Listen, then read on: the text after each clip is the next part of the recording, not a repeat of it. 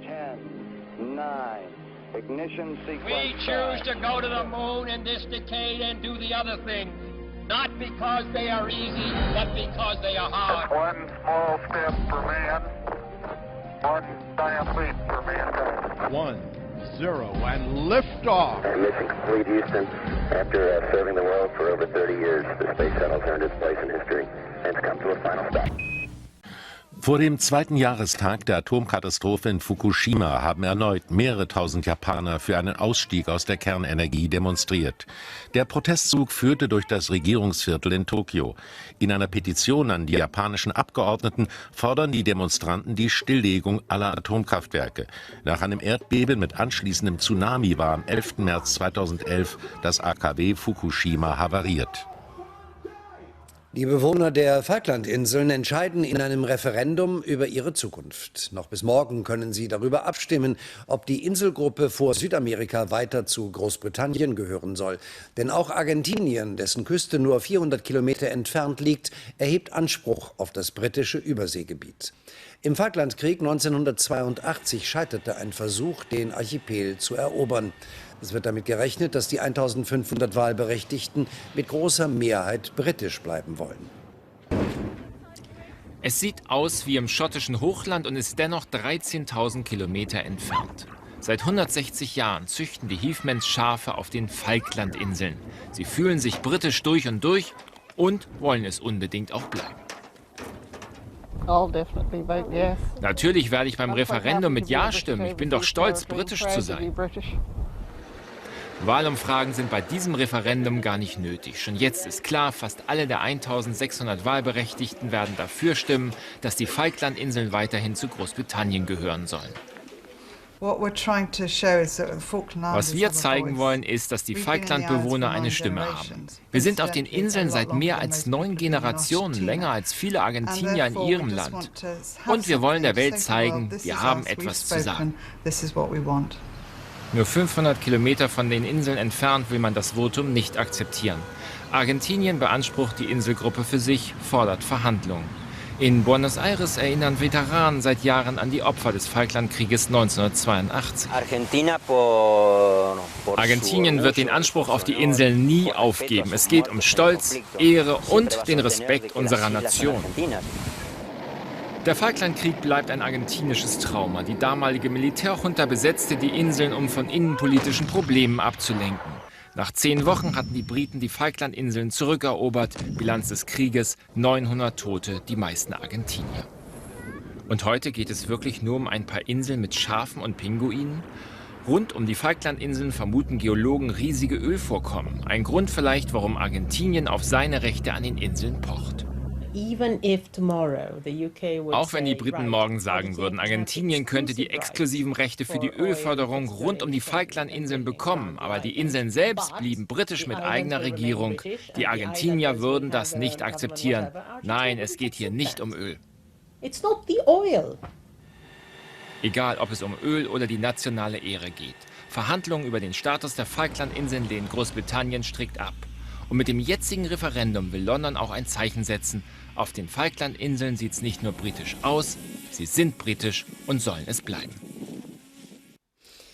Zu einer anderen historischen Wunde, an die ein Jubiläum dieser Tage erinnert. Es ist die österreichische Wunde, die die Nazis Anschluss ans Deutsche Reich nannten. Und auf die Österreicher jahrzehntelang ein fettes Pflaster geklebt hatten, auf dem in dicken Lettern Opfer stand. Nur ganz langsam lassen auch sie die Einsicht zu, dass sie zwar von Hitler überrannt wurden, als er am 12. März vor 75 Jahren in Österreich einmarschierte, aber kurz danach das Volk diesem Anschluss zu 99% zustimmte. Über die schmerzvolle Vergangenheitsbewältigung in Österreich, Till Rüger. Ein fester Programmpunkt fast jeder Stadtführung, der Balkon auf dem Wiener Heldenplatz. Hier stand Adolf Hitler vor fast genau 75 Jahren und hielt seine sogenannte Anschlussrede für die österreichische Heimat. Ich proklamiere nunmehr für dieses Doch der Hitler-Balkon ist inzwischen auch Symbol einer eher problematischen Vergangenheitsbewältigung. Wie eine aktuelle Umfrage zeigt, glauben 42% der Österreicher, unter Hitler war nicht alles schlecht. Ein Ergebnis, das die Wiener kaum überrascht. Ich glaube nicht, dass die Leute so besonders böswillig oder Nazis sind, sondern sie wissen einfach im Grunde nicht, was da abgegangen ist. Nicht? Es war auch nicht alles schlecht. Aber das Überwiegende war so schlecht, dass wir das andere fast nicht erwähnen dürfen.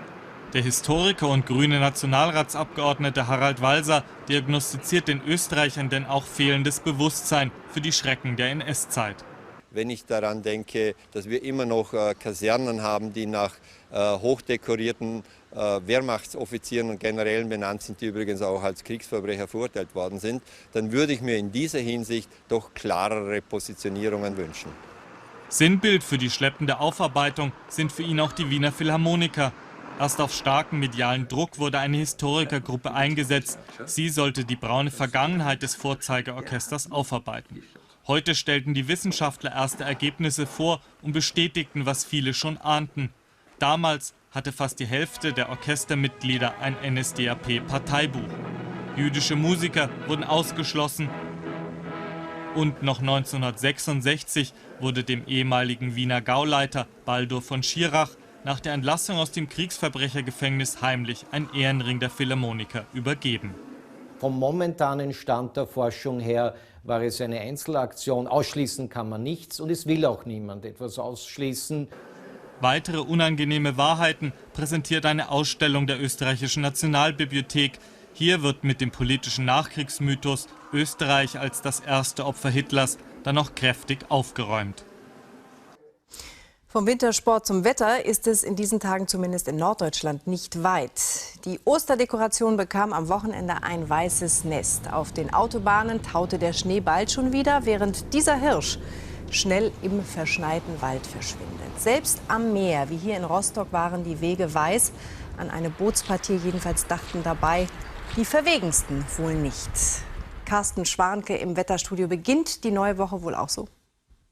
Sie beginnt nicht nur so, es kommt noch weiterhin neuer Schnee dazu. Der Winter bleibt bei uns. Jetzt schon in der kommenden Nacht gibt es die stärksten Schneefälle, vor allem in der Lausitz und im Erzgebirge. Die ziehen dann ganz langsam nach Polen weiter und immer wieder auch an der Ostseeküste weitere, zum Teil stärkere Schneeschauer. Ansonsten lassen die Schneefälle allmählich nach. Im Süden sind übrigens Regenschauer noch mit von der Partie. Morgen Vormittag kommt dann ein neues Schneefallgebiet im äußersten Westen von Rheinland-Pfalz ein, breitet sich ja ganz langsam aus. Und ansonsten bleibt es meistens bewölkt, ab und zu flockt es noch ein bisschen. Übrigens im Süden kommen neue Schauer. Am Nachmittag kann es ganz im Süden Bayerns sogar mal ein kurzes Gewitter geben. Da ist immer noch diese Vorfrühlingsluft.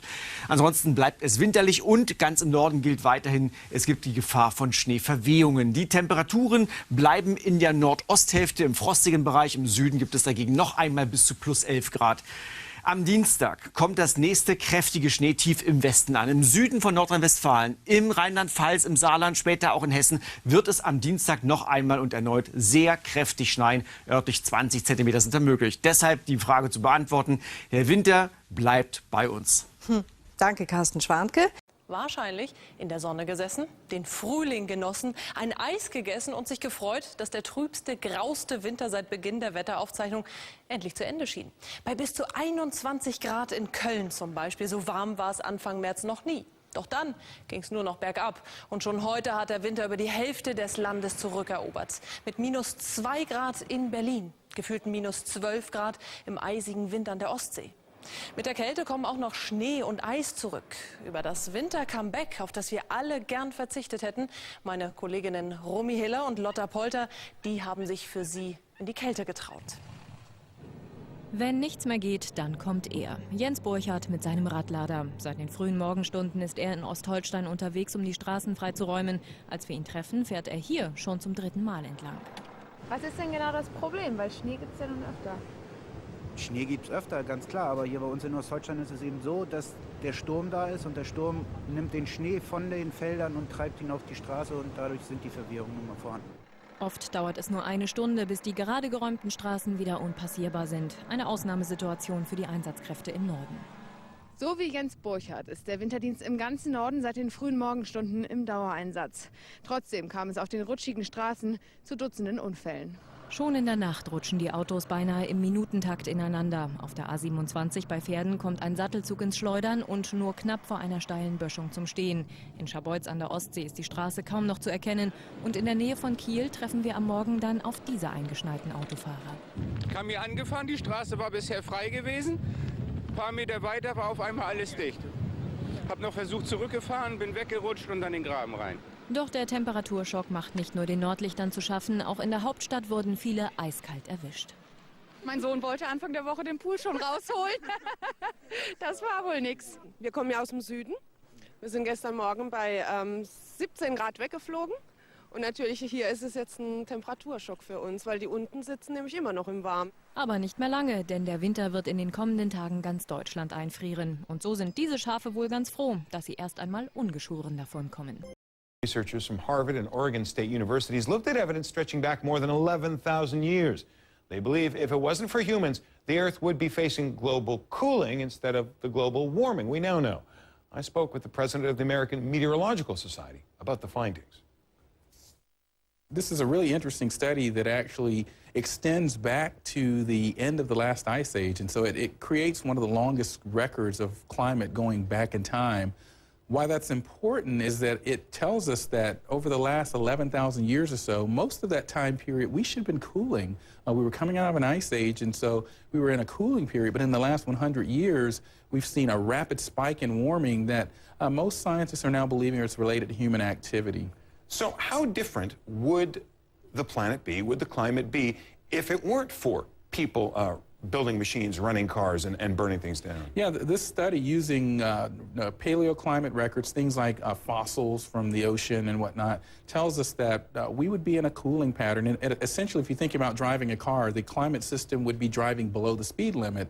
But when we put our foot on the gas, literally in terms of fossil fuels and greenhouse gases, now we're driving above the speed limit, and in fact, we're speeding. So we would be a relatively cooler planet, and we wouldn't be seeing some of the responses. That's based on what this climate study is telling us right now. And our foot is still on the pedal, to put it that way. So where does this research predict we're going? How are we going to be feeling it, say, in 5 or 50 or 500 years? Yeah, well, what's important is there was a study by Michael Mann on the hockey stick, and what this study has done is added length to the stick. So we've taken it back a bit further, but the climate models almost... Let's just stop right there. Absolutely. What you're saying is that, think about a hockey stick, it kind of starts out flat, and then it goes... That's correct. ...dramatically up. You're saying it's going up even more dramatically at a sharper angle. Right, well, we've added some to the back end of the stick, but now we see with our climate model projections, even the most conservative of those, that we will warm by anywhere from another 2 to up to 11 degrees Fahrenheit, or if you can convert that for your international viewers to Celsius. And that's troubling because even at 1 and 1.25 degrees of warming now, we're starting to see responses to the system. You're saying 11 degrees Celsius, it may be a little bit different, but yes. Either way, what's the impact of that kind of change? Well, you know, when we see ice ages, we see changes on the order of anywhere from 7 to 9 degrees, and our planet looks different. I mean, in other words, 7 to 10 degrees of additional warming, or even in some cases more than that, depending on what scale you're talking about, our planet is different. I often hear people talk about, well, we've seen a warmer climate system than we do now. What's the big deal? And I say, well, when we do have seen that, you know, reptiles and dinosaurs are roaming around the poles, and sea level was much higher than it is now. So, yes, we've seen warmer planet, but it wouldn't be recognizable to us as human beings, and that's what we fear. We fear increased sea level. We fear more extreme weather and climate events. Diseases that can thrive where they couldn't thrive before, changes in agricultural landscapes in different countries. These are things that we're hinting at now based on observations that we see, and that's just with 1.25 degrees of warming, so imagine 3 to 5 degrees or even 10. And meteorologist Tom Sater joins us now from the International Weather Center, and some of those observations very obvious to people in places like Australia. And we're seeing that today. I've got some statistics for you, but just to recap what he was saying, they've been taking these core samples. They're drilling, of course, not just in the Arctic and the Antarctic, but they picked up 73 core samples. This is like reading a history book. Each and every layer tells us something about the climate, the sediment, the mineral content. Was there ash in the air that made its way down? They can see a temperature trend. We've shown this before, just from the 1900s. Global temperature anomalies have been warming up, and they continue to do so at this rapid rate. What's very interesting, though, when you talk about this is going to recap the study study for you and a few interesting points here. Of course, 11,300 years, this is where we've taken the 73 core samples, shows the rate of warming since 1900 is 50 times faster than previous rates of change. But this is the interesting point. Indicates that recent warming has been caused by humans. This has been the big argument. Why isn't it not just the cycle of the Earth? It has a wonderful way of filtering itself. We have warming trends, cooling trends. This is big. But notice how scientists do estimate that by 2100, the temperatures could rise 2 degrees to 11.5. In some cases, the study says the water level would rise 59 centimeters. Some in the U.S., the National Council of Research says maybe 200 centimeters. That's enough, and more than enough, to wipe out New York City and London and Los Angeles, Bangladesh. The CO2 concentration in the atmosphere now breaking down, most of it is fossil fuel use. F-gases, those are your fluorides, like your refrigerants. Nitric oxide, this is like your fertilizers that we add to the land. Methanes, waste management, agricultural, and then, of course, the deforestation. Now, if you take a look at just this summer, look at Australia. It's something to warm up 1 degree, but they had a 3-degree warm-up where they had the bushfires as well. Each one of these lines in Australia is the average summer temperature. This is 100 years. Look at the last 45. They've been breaking records. In 97, 98, it was 1 point above. Now it's 1.1. And they're still warming up even as we speak. Adelaide, look, they can almost smell fall. 9 straight days at 30 or higher. The streak will end at 11.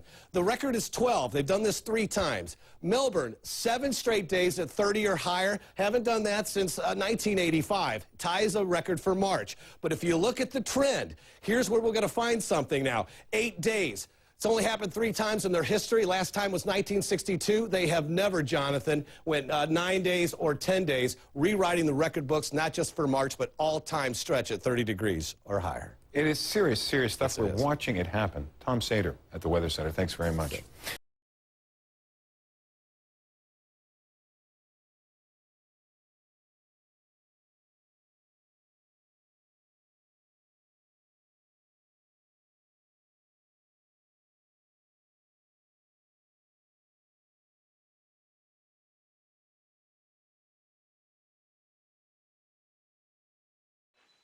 Station, this is Houston. Are you ready for the event? Houston Station, I'm ready for the event. Burt Church High School, this is Mission Control Houston. Please call station for a voice check. Station, this is Bonnie Schmidt from Let's Talk Science with students here at Burt Church High School. How do you hear me? Well, hello, Birch Church High School and the folks at Let's Talk Science. I read you loud and clear. Greetings and welcome aboard the International Space Station.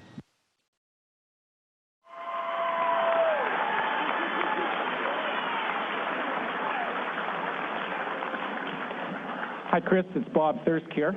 There's 1,000 students, teachers, parents, and other officials here. I'll turn you over to our first student who has a question. I'm Oscar, and my question is, what did you have to do to adjust to living in space? When you first get here, it is so weird. Your body is so confused. Without gravity, all sorts of things change, and you feel sick, you feel congested. It feels like you're recovering from an illness or something. So it takes a while just for your body to adapt. But then once your body adapts, then the other thing that you need to do to adjust is just start to get elegant in weightlessness, how to move and fly around without bumping into things and knocking stuff off the walls and crashing into things. And I found that my body recovered in 3 or 4 days and felt pretty good. But to become elegant and graceful in space took about a month. But now I feel completely adapted and adjusted, and it's going to be hard to go home. I'm Gavin, and my question is, since you're in space for 5 months, are you worried about how your body will react to neutron radiation exposure?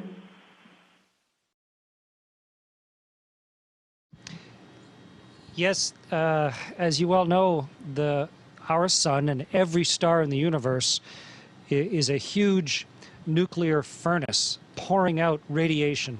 It's what keeps us alive, the heat and the energy from our sun. But without our atmosphere and the Earth's magnetic field to protect us, the radiation is much higher. And here on the space station, we still have the magnetic field, but we don't have the atmosphere. And so we're interested in it. And my body, of course, stops radiation. And when the radiation hits my body, it can do damage at the cellular level. We're doing an experiment here on board, just as you folks are with Let's Talk Science, with a small detector. And with that, we can try and track the radiation damage, or at least dosage in our bodies. But I, of course, was worried about it before flight. I talked to our radiation experts and our scientists, and we don't want to risk the lives any more than we have to of the people that are exploring space. And there's a slightly increased level of radiation exposure, but it's not that far different than people who work in the industry, people who work around X-ray machines, pilots who fly at high altitude, or even someone who chooses to live their whole life at a high altitude in La Paz or even in Denver, somewhere that's a mile high. Hi, my name's Caitlin, and my question is, if humans were to live on Mars, would they be more exposed to radiation than we are here on Earth? Caitlin, yes. Mars, we're just learning about Mars, of course, with rovers on the surface and some of the spaceships that are orbiting Mars, coming from countries all around the world. Canadian hardware is on the surface of Mars right now. But what we found is Mars has some weak magnetic field, but not very much, so it doesn't protect the planet very much that way. And it has an atmosphere, but not a very thick atmosphere, and not a lot of water vapor. And so it doesn't soak up much radiation. It protects you better than empty space, than the gap in between Mars and the Earth, but it's not like being home, not like Mother Earth. So when we do go to Mars, and hopefully you'll be one of the people standing on Mars, you will need to have brought with you radiation protection. It's not that hard to do. We know how to do it. You just have to plan for it. Hi, I'm Taylor, and I would like to know, what is it like to operate the Canadarm2? Operating Canadarm2 is so much fun. In fact, you can operate it from right here. You have two hand controllers or joysticks, and you turn it with your right hand, and you move it up and down and back and forth with your left hand. So moving like a big, elegant version of your arm, except instead of your arm, it's got a hand at both ends. So it's got two wrists and an elbow. So you can really move the Canadarm much more than you could move your own arm. So you have to pay attention. You got to look at the screens, plan ahead. But the actual flying of Canadarm2 is a real joy. And I got to fly Canadarm, the original one, on the shuttle.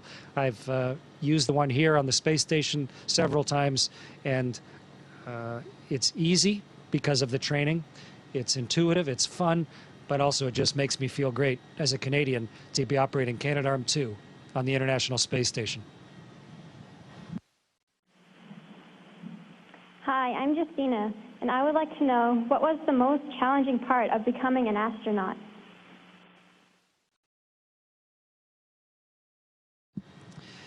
The most challenging part of becoming an astronaut, I swear, is getting selected. Canada has only chosen a small handful of astronauts in our whole history as a nation. And the selection process is so rigorous and so demanding that I was really nervous. And I know that Bob Thirsk, who's there with you, probably felt the same way when he was selected. In fact, Bob was part of the team that looked over the applicants to try and see if I'd be a good astronaut or not. So thank you, Bob. But that was the hardest part, was getting through that door. But then once you're an astronaut, then I think the hardest part is just remembering everything. People are trying to teach you important things for years and years and years, and you need to know them all to live and work here. And so I think the hardest part of being an astronaut is remembering all of the key information that'll let you be successful once you get to space. Chris, it's Bob here. Just wanted to say we did a fine job selecting you as an astronaut. And I was just going to ask you if you can do a somersault for us. Show us what weightlessness is all about.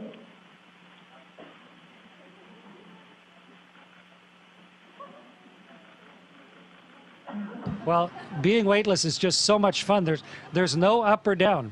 It's completely arbitrary. You can choose completely which way you want to go.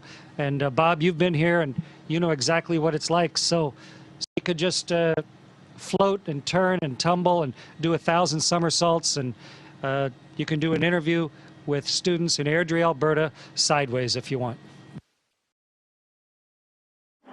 Thank you. I'm Miranda, and I'm just wondering, does the food taste the same in orbit as it does on Earth? Miranda, at first, no. And it's not because of the food. It's because when you first get to space, gravity, of course, is not pushing the blood to your feet anymore, no, because you're basically weightless. So your body has learned over your whole lifetime to squeeze the blood up to your head so you don't faint. And that's kind of fighting, because normally your body has to work against gravity, and it doesn't recognize immediately there's no gravity. So your body keeps squeezing the blood up to your head, but no gravity to push it back down again. So your head sort of inflates like someone was squeezing the bottom of a balloon.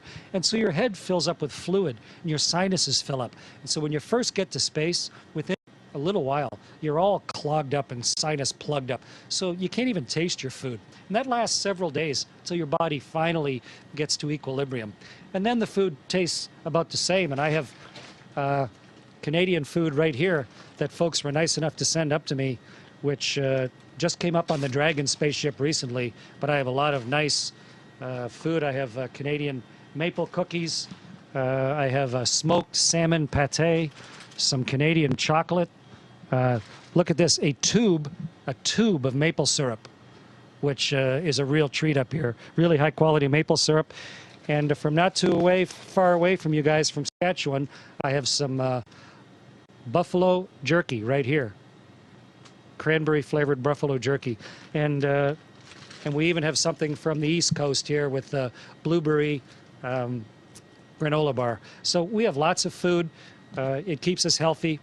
It tastes good. And it's a really important social time of the day when you can get together, talk about what everybody's doing, and relax and really try and share the human part of being in space.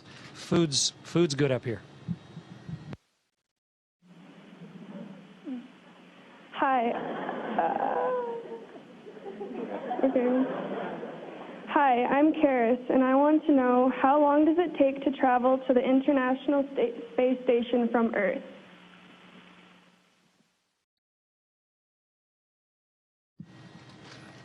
Karen, it took us 2 days, but it doesn't have to take that long. You launch out of a rocket pad, a launch pad in Baikonur, Kazakhstan. Bob and I have both done this, a Russian rocket called a Soyuz. And the space station is somewhere around the world, and you sort of play chase, a tail chase, and you have to get just to the right point so you can come up and dock. Well, you could do it quickly, but it's kind of nice to have a little time to adapt and check out all your equipment. But then again, you run a bit of a risk with your little spaceship of any moment it's not on the Earth or docked to the space station. If something breaks, then you run a risk. So this next space launch that's going to happen in about 3 weeks, they're actually going to launch and dock in 6 hours. So they'll be sitting. Just imagine if today, right now, you launched 6 hours from now. I mean, by supper time, you could be up and dock with the space station. So it can happen amazingly fast. Hi, my name's Emily, and do you see satellites and the other planets through the window? Emily, yes, we do, but not that much differently than on Earth. Of course, the other planets are millions of kilometers away, and we're only a few hundred kilometers away. So even the moon, although it's very slightly clearer and very, very slightly bigger, we're much, much closer to the Earth. So even the moon looks pretty much the same. The other planets, we're not far enough away from the Earth to have a significant difference. Stars look differently just because there's no air in the way, so they don't twinkle. They're not scintillating because of the atmosphere. So they're nice and clear. And other satellites, most of them are well above us. Most of the satellites, we're kind of in the minimum orbit that you would want to be. So you only see them as little points of light going by, and you only see them rarely. But any clear night in Alberta, if you go outside just around sunrise or just after sunset and wait, and you'll see satellites go over. Sometimes you can see this satellite go over, and that's what they look like to us also. Okay, I'm Alexi, and what does a launch feel like, and how is the G-force?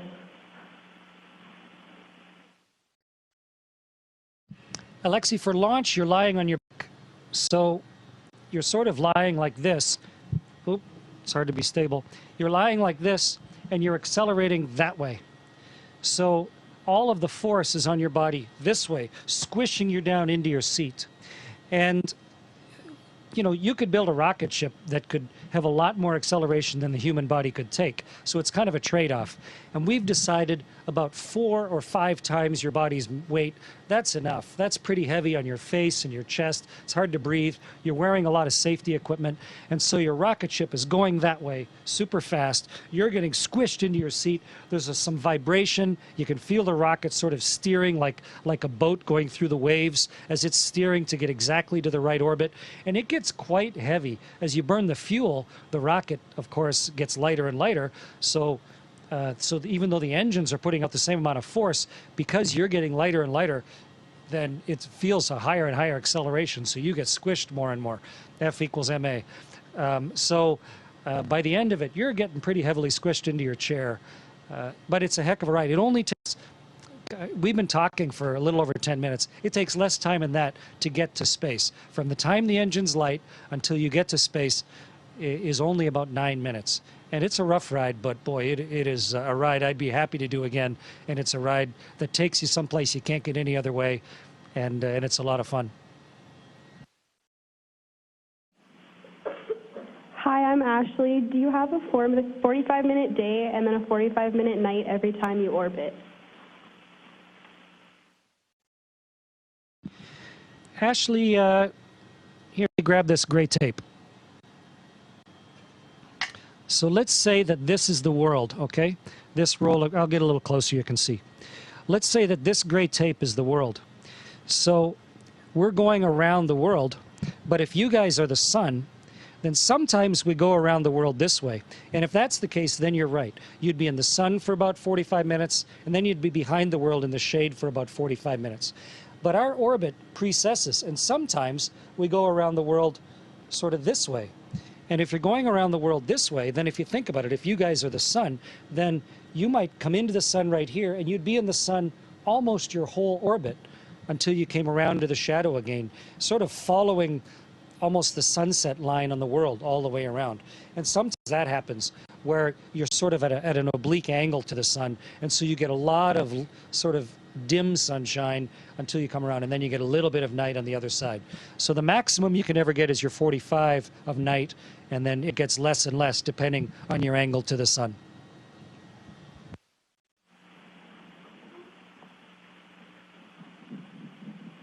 Hi, I'm Haley, and I was wondering, can you feel the speed of the ISS as it orbits Earth?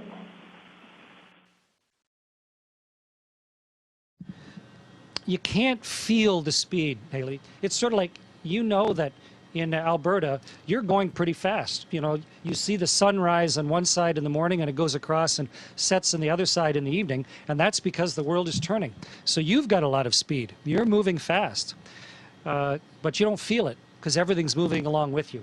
And it's the same up here.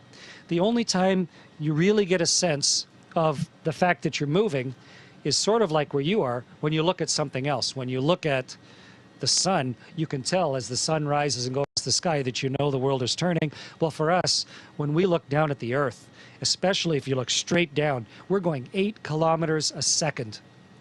You know, you could be in Calgary in just a few seconds. And we right across Canada in 10 minutes from the Pacific to the Atlantic. So when you look straight down, it's amazing how fast the world goes by. And you actually, even though we're a long ways up, you get a ground rush just from the incredible speed. We go 28,000 kilometers an hour, almost 500 kilometers every minute. It's pretty blistering speed. Hi, I'm Mitchell, and I would like to know, during the launch, how do you know when you've entered space in microgravity?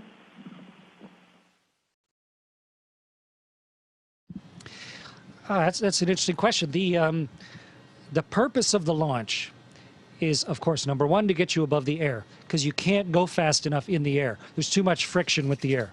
So first, the rocket has to get you above the air, and then it has to tip you over and get you going fast enough to stay in orbit. Because if you're not going fast enough, you'll just fall back down into the air again. But there's a certain speed that is just fast enough that you'll fall at the same rate that the Earth curves away from you, and so then you'll be weightless. Because you'll just keep falling, just like I'm falling right now. But because we're going fast enough, we never fall down into the atmosphere. The Earth's curvature matches our fall rate. So that speed is 8 kilometers a second. So when you're in your rocket ship, it's getting you above the air, and then it's accelerating like crazy, squishing you in your chair until it has calculated, the computers in the rocket ship have calculated that you are at exactly the right height, the right angle, and the right speed, and the engine shut off. And at that moment, you are in space and you are weightless, because you go from being squished in your chair by the acceleration of the rocket to suddenly weightless and floating inside your rocket ship. And it just happens. It's like you were getting pummeled and beaten up and squished by, some big fat gorilla sitting on you, and then they picked up and threw you off a cliff. And that's what it feels like.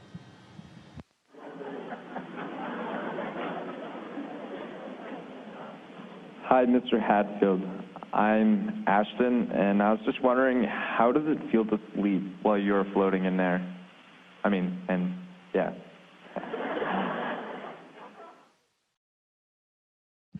Ashton, how does it feel to sleep? Here's how you do it, okay? So you go. I have a little sleeping room just over there. When it's time on my watch to sleep, because of course the only way to tell is by time, because the sun's not right. So you go in, you float down into your sleeping bag, you put your feet into it, you float your whole body into your sleeping bag. And then the sleeping bag has armholes. So you put your arms through the armholes, you do up the great big zipper, and the sleeping bag has a couple little shoelaces tying it to the wall. And that's all. And then you just relax inside your sleeping bag. And when you relax, your knees, it's sort of like, if you ever seen a picture of a neonate, inside their mother's womb where the body's floating, it's sort of like that. Your knees come up, your arms float up, your head comes forward, and you relax. And every single muscle in your body's relaxed. Everyone. You don't have to roll over. You don't need a pillow. Your shoulder doesn't get sore. You don't get hot on one side and cold on the other. You are completely relaxed. So it's a wonderful way to sleep. Every joint is completely relaxed in your body. I love sleeping in weightlessness. You'd like it, Ashton. Commander Hadfield, it's Bonnie Schmidt from Let's Talk Science again. We've just been notified that our downlink is ending, but I want to thank you so much for joining us with everybody here at Burt Church High School. You've made us so very proud, and your capacity to take millions of us on this incredible voyage with you will be remembered by all of us. So thank you, and good luck with the rest of your mission. Thank you very much. Let me just say thank you very much. Thanks to all the students for the great questions. For the students that I didn't get a chance to answer your questions, I'll answer them in writing for you. And thank you to Let's Talk Science. That's a really good organization in Canada, doing a lot of good work right across the country. And we need to understand how things work to make Canada a viable, healthy economy. And Let's Talk Science really helps young Canadians learn and figure out and invent how things work. And so thanks for doing that. Thanks for having me into your school today. I wish everybody all the best. And signing off from the International Space Station, this is Chris Hadfield. Bye-bye.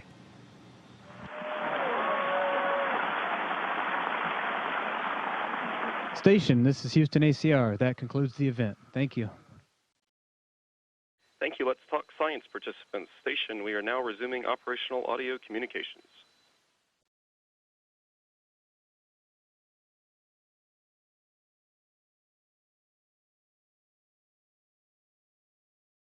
Deutschland so schwer es fällt, auch wir müssen heute noch mal über das Wetter reden oder besser gesagt den Winter, denn der hat sich zurückgemeldet und unsere Vorfrühlingsgefühle vereist. Statt Sonne und Krokussen sehen wir nun Frost, Blitzeis und Schnee. Jan Buhlich mit einer Winterreise. Schneeverweht zeigte sich heute der Hamburger Rathausmarkt. 21 cm Neuschnee, das kennt der Norddeutsche eigentlich nur aus dem Skiurlaub. Ich hatte mich auf den März Frühlingsgefühle eingestellt, aber das sieht nicht danach aus, oder? Und man denkt, dann ist es Weihnachten. Doch an Weihnachten war es ja umgekehrt. Es strahlte, die Sonne, richtig warm war es, auch wenn er sicher übertrieb. Jetzt im März dagegen hackt die Feuerwehr Eiszapfen von Dachrinnen und Abschleppdienste holen ihr Wintergeschäft nach. Hauptbeschäftigung? Tatsächlich heute aufgrund der Schneesituation Grabenrutscher. In Schleswig-Holstein fielen sogar bis zu 30 cm Schnee. Es gab Unfälle und kilometerlange Staus. Auf der A1 bei Basbüttel traf es gleich 12 Lastwagen, mehrere Menschen wurden verletzt. Winterlich präsentierte sich auch der Osten. Hier Leipzig, während im Westen, unsere Wettercam zeigt Köln, am Nachmittag leichter Schneefall einsetzte. Zentrum des Wintercomebacks aber bleibt der Norden. Und wärmer wird's auch hier erst zum Wochenende. Minus 3 Grad und damit deutlich unter Null. Irgendwie gewöhnungsbedürftig. Man hat sich ja schon an das Wetter so letzte Woche gewöhnt und hat gedacht, wir könnten jetzt so ins Frühling rein. Aber nun ja, jetzt nehmen wir es so, wie es ist. Wir machen einen kleinen Spaziergang. Ich bin eigentlich Schwimmer. Ich kann mir gar nicht vorstellen, dass in 8 Wochen das Freibad aufmacht. Ich hatte den Frühling mir erhofft. Die Zugvögel sind gerade zurückgekommen, die Wildgänse, und die schauen ganz dumm drein. Eine geschlossene Schneedecke im März, und das in NRW, ist eben auch für die Zugvögel ungewöhnlich. Immerhin sind es doch nur noch 10 Tage bis Frühlingsanfang. Auch an den Ausläufern des Teutoburger Waldes in Bielefeld nämlich ist Schnee gefallen. 5 cm Neuschnee hier in Ostwestfalen und minus 2 Grad auf dem Thermometer. Trotzdem auch hier Winteridylle und gelassene Autofahrer. Die Straßen waren frei. In Teilen der Republik war das heute anders. Blockierte Autobahnen, geschlossene Schulen, Schnee- und Eisbehinderten, vor allem in Norddeutschland die Autofahrer. Auf der A1 bei Hamburg hatte dieser LKW keine Chance. Resultat: Vollsperrung. Eiskratzen statt Eisessen am Morgen auch einige Kilometer südlich in Hannover. Ich wollte nämlich schon die Reifen auswechseln. Und sagte mein netter Autohändler, oh, nein, der Winter kommt schon zurück. Und in Greifswald sind die Leidtragenden ebenfalls die LKW. Glatte Straßen, Schneeverwehungen im gesamten Norden. Wer also seinen Pelz wie die Schafe in Kevelaar nicht mehr bei sich, sondern schon eingemottet hat, sollte Mütze und Schal schnell wieder hervorholen. Denn wenn der Frühling dann kommt, wär's doch blöd, mit einer Erkältung krank zu sein. Wohl also dem, der raus muss und Fell hat. Und Temperaturen bis 20 Grad. Und jetzt das. Zweistellige Minusgrade. Eine Schneewalze schiebt sich von Norden und Osten gen Süden. Deutschland packt die Wintersachen wieder aus. Christoph Desterel berichtet. Also was denn nun? Frühling oder Winter? Je höher im Norden, desto eindeutiger sind derzeit die Zeichen. Dagegen kommen weder Sonnenschirm noch Meer an. Spätestens am Morgen war es allen klar zwischen Schleswig-Holstein und Brandenburg. Kaum jemand, der nicht kratzen, schieben oder schippen musste. Mit am meisten die Menschen in Ostholstein. Hier geht es ja einigermaßen, aber da wo ich herkomme, 2 Dörfer weiter, da haben wir schon so Schneeverwehung bis 2 Meter hoch. Überhaupt das Problem mit der Mobilität. Hunderte Unfälle werden gemeldet, meist Blechschäden, aber nicht nur. Auf der A20 bei Rostock überschlägt sich ein Auto. Die Polizei kommt, will die Unfallstelle sichern, als ein weiterer Wagen den Beamten reinkracht. 5 Menschen werden verletzt.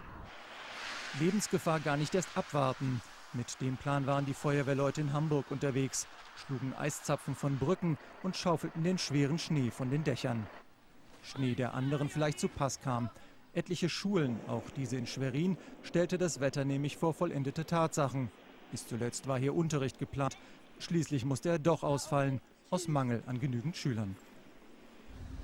Besondere Maßnahmen erfordert der verspätete Winter auch für die Pflanzen. Augen zu und durch, das geht nur bei geschlossener Schneedecke. Wo jetzt kein Schnee gefallen ist, würde ich auf jeden Fall irgendwie ein bisschen abdecken oder den Pflanzen irgendeinen Schutz bieten. Denn die Drohung der Meteorologen steht nach wie vor. Bis minus 15 Grad in den kommenden Nächten.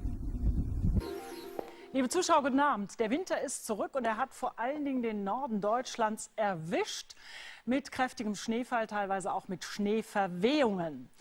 Und der Flockenwirbel in Hamburg hat doch einiges an Schnee hinterlassen. Immerhin 21 Zentimeter, sonst war es teilweise noch mehr, was an Schnee heruntergekommen ist. Die Kaltluft hat mittlerweile auch die Mitte Deutschlands erreicht. Auch deswegen dort heute Nacht leichte Minusgrade. Und im Norden über den Schneeflächen wird sogar richtig knackig kalt, wenn es aufklart. Im Süden zum Teil noch frostfrei. Da zieht heute Nacht ein kleines Schneetief Richtung Westen und das zieht in die Kaltluft rein. Das heißt, es wird mehr und mehr schneien. Nur im Süden fällt noch Regen und das trifft hauptsächlich so die Regionen vom Niederrhein bis zum Saarland. Sonst schneit es nur noch vereinzelt etwas. Morgen haben wir dann 3 Wetterzonen. Im Norden weitgehend trocken mit mehr Sonne, aber kräftigem Nordostwind.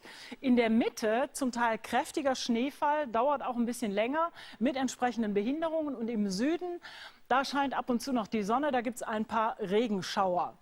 Die Temperaturen auch entsprechend, im Süden noch bis 10 Grad plus, sonst die Werte so zwischen -5 und 0 Grad. In der Schweiz morgen nochmal an.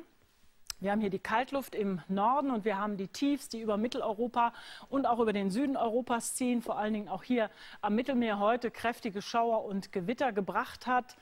Haben da milde Luft, die von Südwesten kommt und die Kaltluft, die von Nordosten kommt. Und diese Gegensätze, die sehen wir hier sehr schön auf der Temperaturkarte, sind morgen auch noch vorhanden. Sehr kalt, vor allen Dingen im gesamten Nordosten Europas, deutlich milder am Mittelmeer. Und der Regenforscherfilm zeigt auch morgen weiterhin kräftige Regenschauer und Gewitter, vor allen Dingen am Mittelmeer und auf der Iberischen Halbinsel. So viel zum Wetter, Ihnen noch einen schönen Abend. Rotes Telefon abgeklemmt. Nordkorea hat, wie angedroht, die direkte Telefonleitung nach Südkorea unterbrochen. Außerdem erklärte das abgeschottete kommunistische Land den seit 60 Jahren gültigen Nichtangriffspakt für außer Kraft.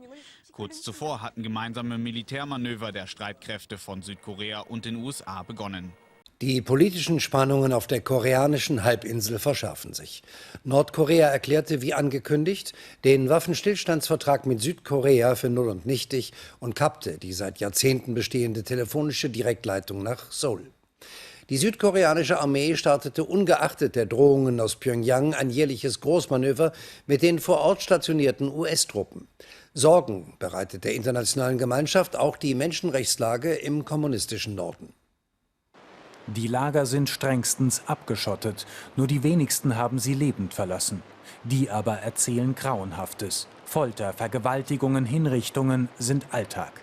Etwa 200.000 Oppositionelle hält Nordkoreas Regime wie Sklaven. Drastische Strafen, oft schon für kleinste Vergehen wie das Lesen einer ausländischen Zeitung. Unerträgliche Zustände, meint die Menschenrechtshochkommissarin. Viel zu lange habe die Welt nur Nordkoreas Atomprogramm im Blick gehabt.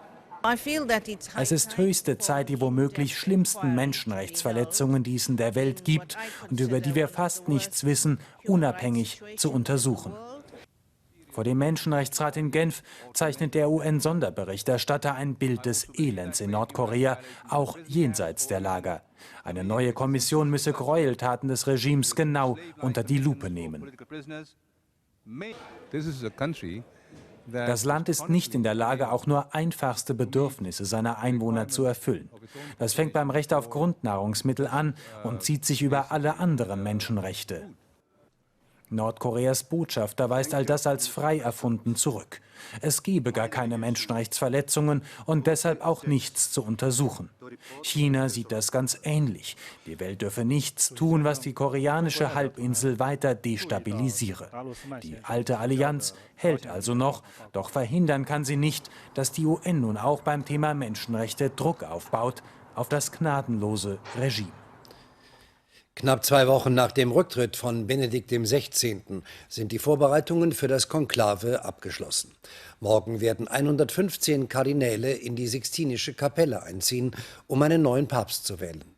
Gewählt wird so lange, bis ein Kandidat mindestens 2/3 der Stimmen erhält. In der Sixtinischen Kapelle liegen in unterschiedlichen Größen bereits das Gewand und die Schuhe für den neuen Papst bereit. Mit einer Schweigeminute ist in Japan der Opfer der Katastrophe von vor 2 Jahren gedacht worden.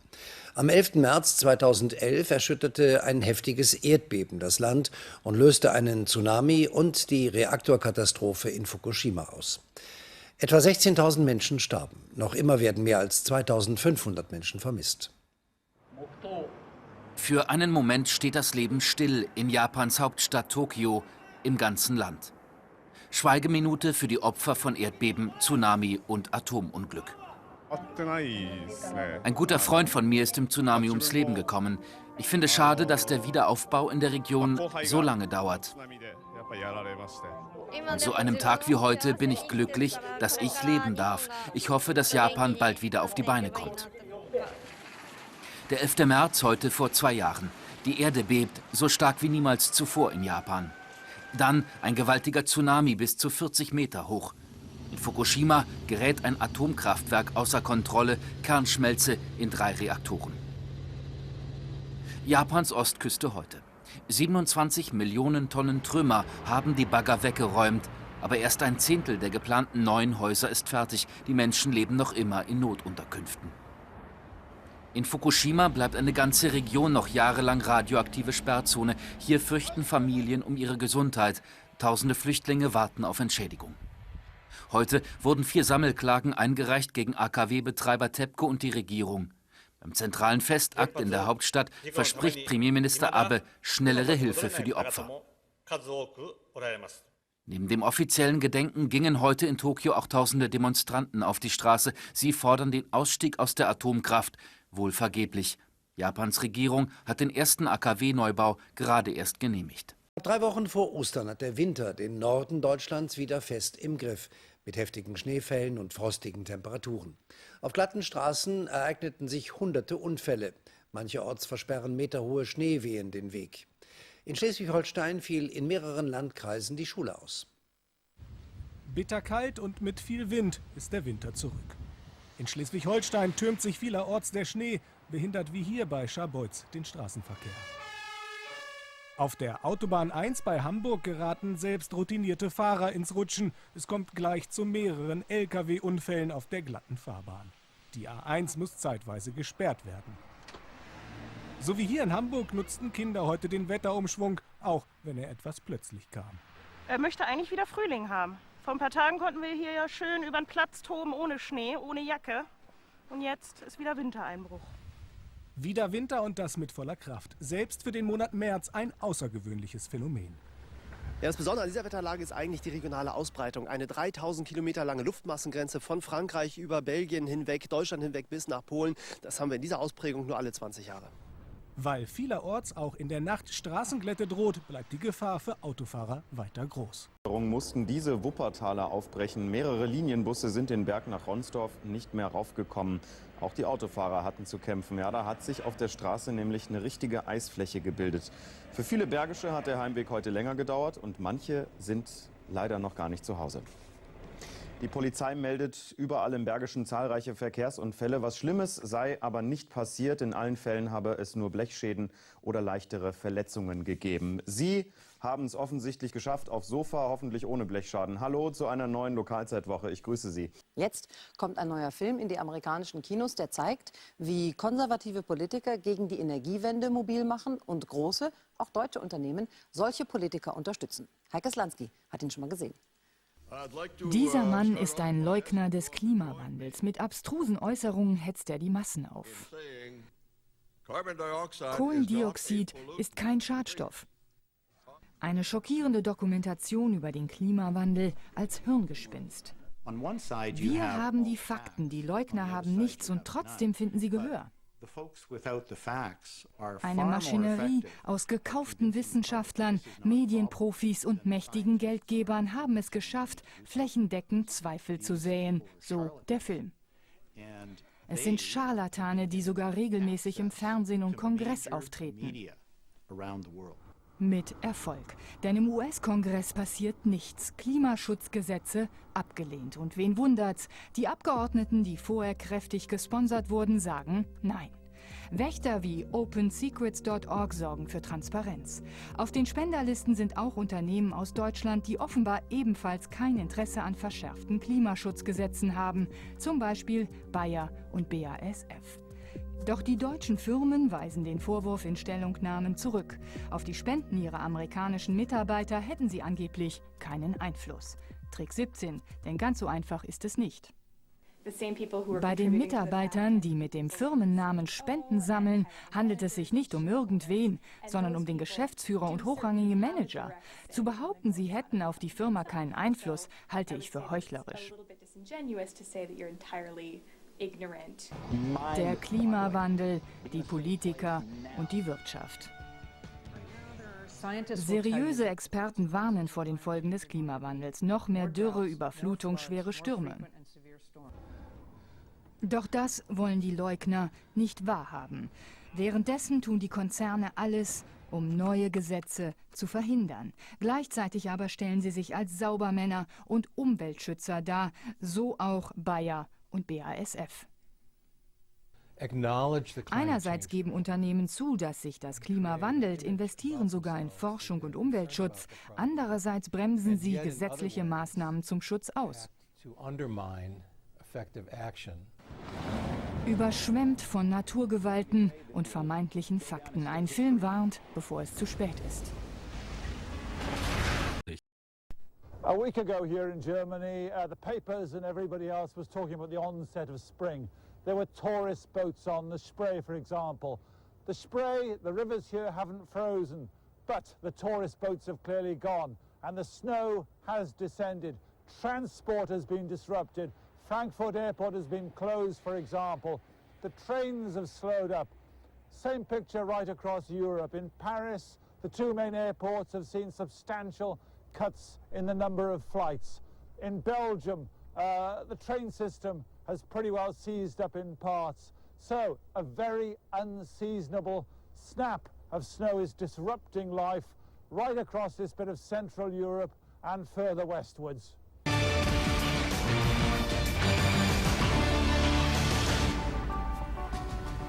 Welcome to Around the World. I'm Suzanne Malveaux in Washington, D.C. today. Good to see you, Suzanne. I'm Michael Holmes here in Atlanta, and we'd like to welcome our viewers here in the U.S. and also right around the world. And where else to begin but Rome? The papal conclave officially underway in Vatican City. The cardinals are in the Sistine Chapel, as you heard before the break. That is where the vote for the next pope is going to be held. If everything that goes on in there, now that those doors are closed, remains a secret. The first vote by the cardinals could come at any time. Proliferation is another major threat to U.S. interests. North Korea has already demonstrated capabilities that threaten the United States and the security environment in East Asia. That, of course, was the Director of National Intelligence, James Clapper, at a Senate hearing today. In the last few days, North Korea has now ramped up its threats against the U.S. and South Korea. Most recently, North Korea scrapped the 1953 armistice that ended the fighting with its war in the South. Well, Anna Curran is at the heavily fortified border between the two countries, watching the tensions unfold. Suzanne, as North Korea continues to threaten war on the Korean Peninsula, the military here in South Korea remain on high alert. We are on the border near the DMZ. This is as close as we can get to North Korea. The rail line behind me used to go all the way to Pyongyang. Well, now it just crosses the river into the demilitarized zone. Well, even this location is now considered highly sensitive. The South Korean military have asked us not to reveal their posts, identify their troops or show their defense systems. Well, this, of course, comes in the wake of North Korea scrapping the armistice agreement that ended the Korean War back in 1953. They've also severed the emergency hotline between the two countries, which means that if there is a military provocation, there is no official way of communicating. Now, Kim Jong-un has reportedly been on the border addressing his frontline troops. He has told them to throw all enemies into the cauldron, to break their waists and crack their windpipes on his orders. Well, he's also threatened to launch an attack on the headquarters of the South Korean Marines who are stationed on an island very close to Yonpyeon Island, which was attacked back in 2010. Now, while Kim Jong-un may be rallying his troops, the United States and South Korea are holding their own joint military exercises on the Korean Peninsula. And Seoul says that if there is any military provocation from the north, it will respond in a resolute and destructive manner. Suzanne. All right, when we come back, outrage over a hug under fire for giving comfort to Hugo Chávez's mum. We'll be right back.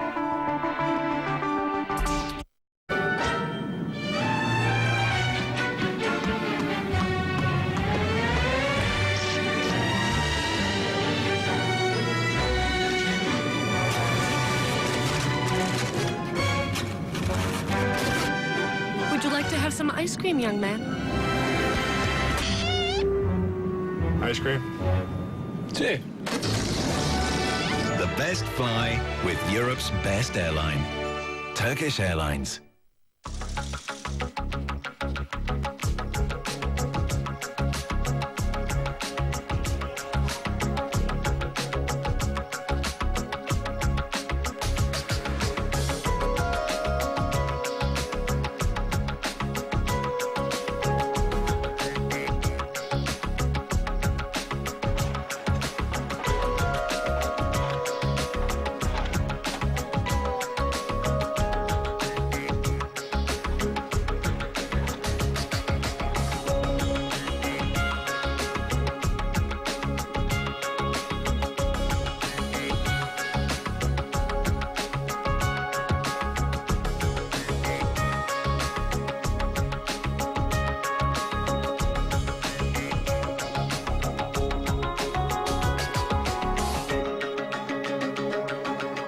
Discover Azerbaijan from A to Z.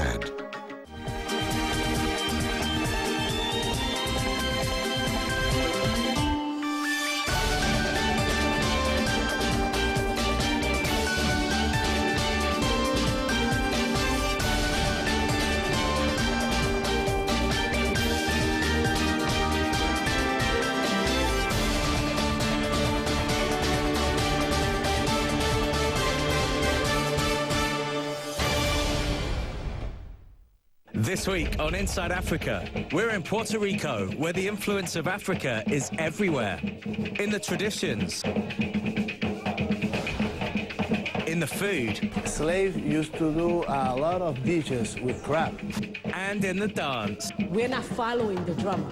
The drummer has to follow me. See the cultural connections on the next Inside Africa from Puerto Rico, Wednesday, only on CNN, in association with Zenith Bank.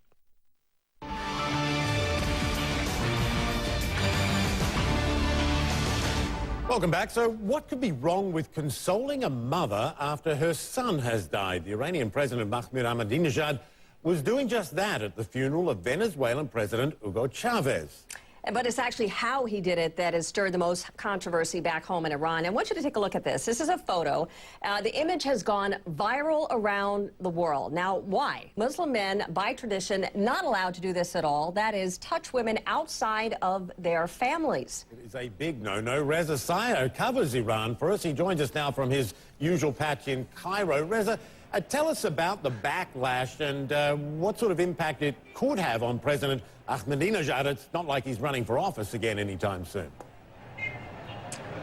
He's not. He's going to be done in a couple of months. I don't think this is going to have big political implications for President Ahmadinejad, but it really shows that his political enemies domestically within Iran are increasing in number, and they're increasingly become aggressive in going after him. If you look at this picture in a YouTube video of this exchange that's available to a lot of people, it looks like a very innocent, comforting, consolation hug and a holding of the hand. This happened this week at Hugo Chávez's funeral. President Ahmadinejad was there. At one point, he comes face to face with Hugo Chávez's mother. The two have what looks like an emotional exchange. And at one point, President Ahmadinejad reaches over and touches Hugo Chávez's mother's shoulder. This is the exchange that sparked the controversy in Iran, a country where the strict interpretation of Islamic law says if you're a man, you can't touch a woman if she's not related to you. Several clerics criticized President Ahmadinejad. One said he was clowning around and failed to uphold the dignity of Iran and the presidency.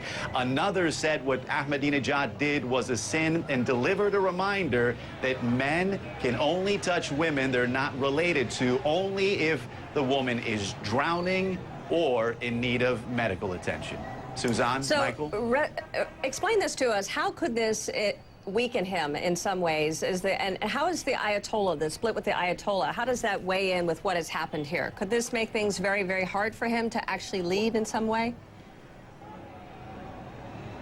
Well, look, I mean, this is a fascinating story in and of itself, but what you have to look at is the big picture. What's happening in Iran is a remarkable conflict within the political establishment, where on one side you have President Ahmadinejad and his supporters. On the other side, you have the clerical elite, the supreme leader himself, and other members of the clerical establishment. Many critics of President Ahmadinejad believe that he's overstepped his authority during his past 2 terms. He's become too prominent and too powerful, and every time that he does a misstep like this, you can see his political enemies going at him. This type of conflict would have been unheard of several years ago in Iran, but you're seeing this this rift that's growing within the establishment in Iran.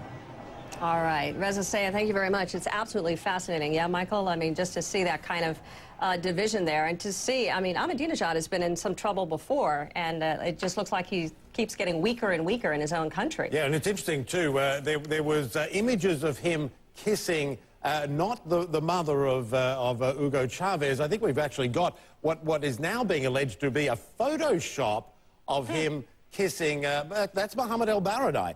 Yeah, this was shown in Iran on Iranian websites. So the accusation is that they cut Hugo Chavez's mother out and put el-Baradei in, which just to sort of try to soften the blow, but it's not working, that's for sure.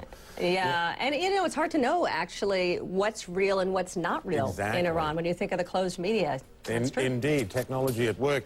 We're going to take a short break. When we come back, imagine being stranded in your car for hours.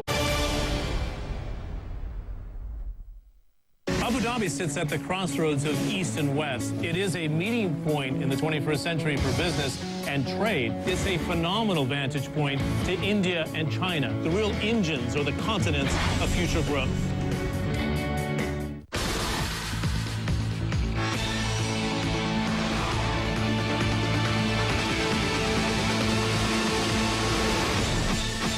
This is being first on the scene. We are here in the middle of Tripoli. And leaving last. 1.5-year-old Abdul Ghani squeezes my hand tightly. This is staying curious, questioning everything and everyone. I mean, here you are, telling me that there's no plan B.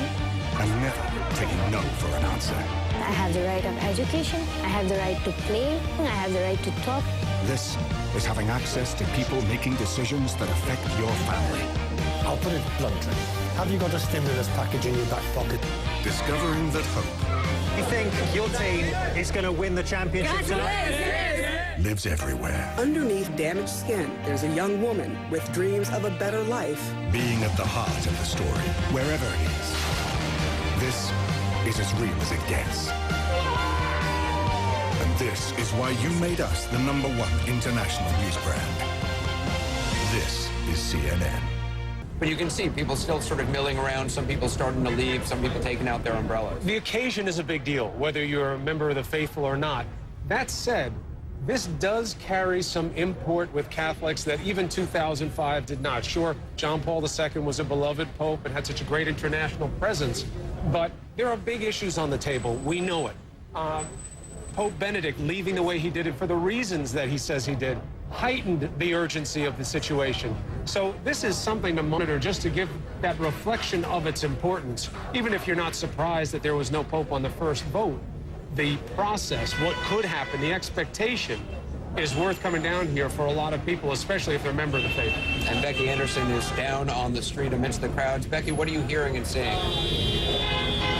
Yeah, it's remarkable, isn't it? I mean, we just turned around and I just saw that smoke. It's very difficult to tell at night exactly what colour that smoke is. So you got that kind of sense just for a couple of seconds what's going on. And then, of course, we work out that it's black. You hear, you know, this is a quiet crowd. Don't expect sort of the football crowd, certainly not when it's black. I mean, I can only imagine it's going to be an absolutely noisy old bunch once we get white smoke. But people now just sort of moving down the street. A lot of people here have come after work. You're not seeing a lot of international people, aside from those who happen to be in town for our holiday. This is, of course, an unscheduled event. So we've met lots of international people today from all over the world, and they've just literally been up there for the last couple of hours. I mean, it's what, 2 hours, 7:42 that smoke came through. They've been inside for about 2 hours. We weren't expecting to see, let's face it, white smoke tonight. We may not have seen any smoke, of course,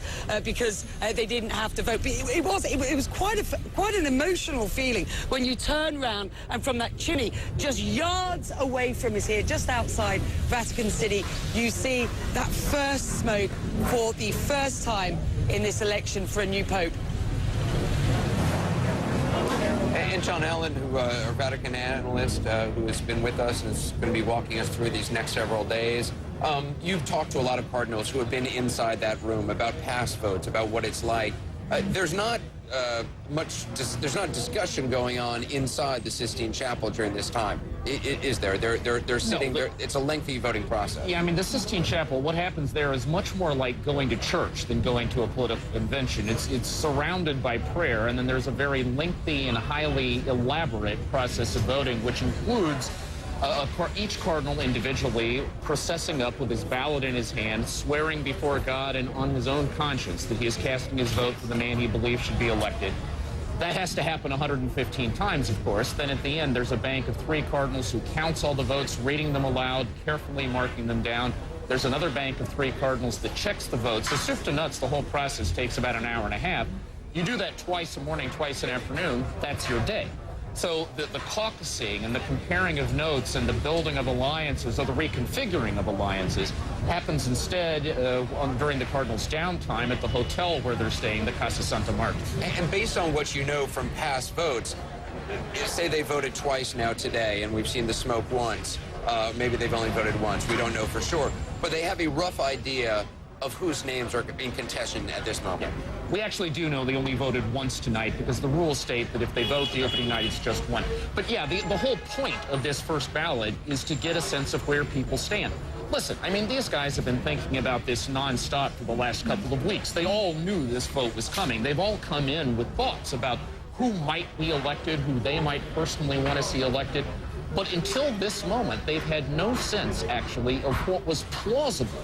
Not only who might be desirable, but who could actually get enough votes to cross that 2/3 threshold. It really gives you a sense of the urgency. You know, we're talking about how many it takes to how many cardinals help to count. But just think about it as a process. There are 3 of us. The way it works is the cardinal brings up the vote. I read out Scola. I give it to him. He reads out Scola. He gives it to you. You mark down Scola. Now, there's 3 other cardinals who do the exact same thing, and all the 115 are marking it on their own ballot. The intensity of getting it right is huge. I mean, think about what other process, what other election works that way.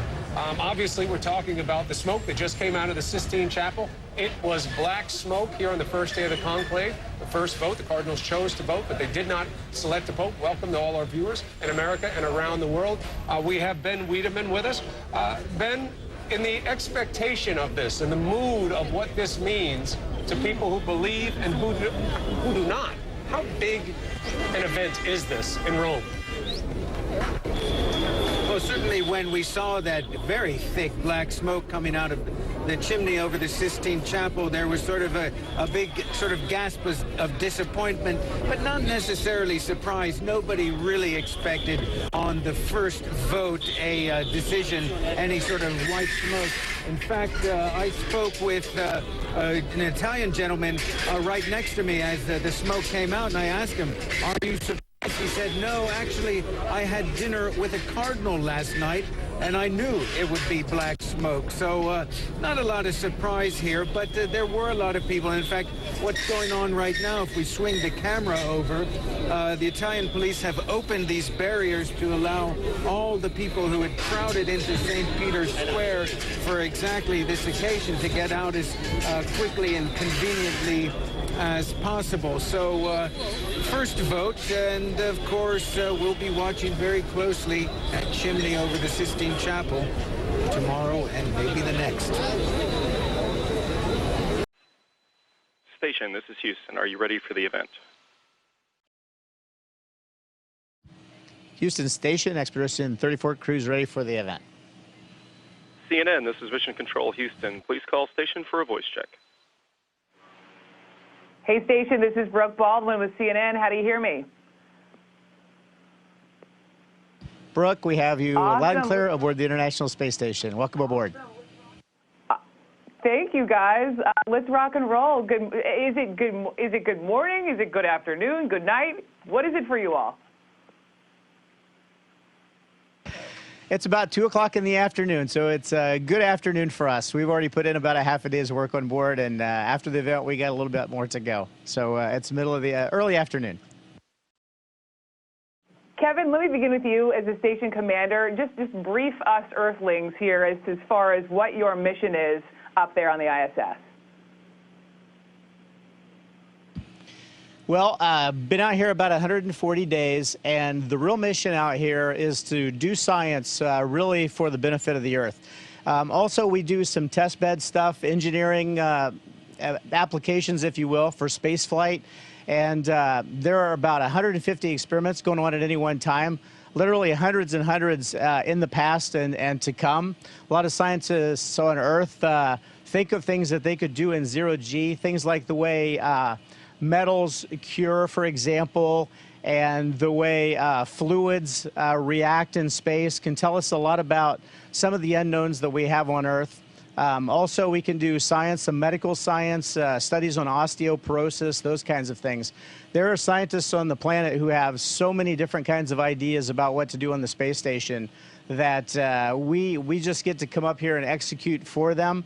And it's just a pleasure to be up here. Since I've been up here, I've just been just in awe of the experiments, the quality of the experiments, and what we've seen up here that has applications back on Earth.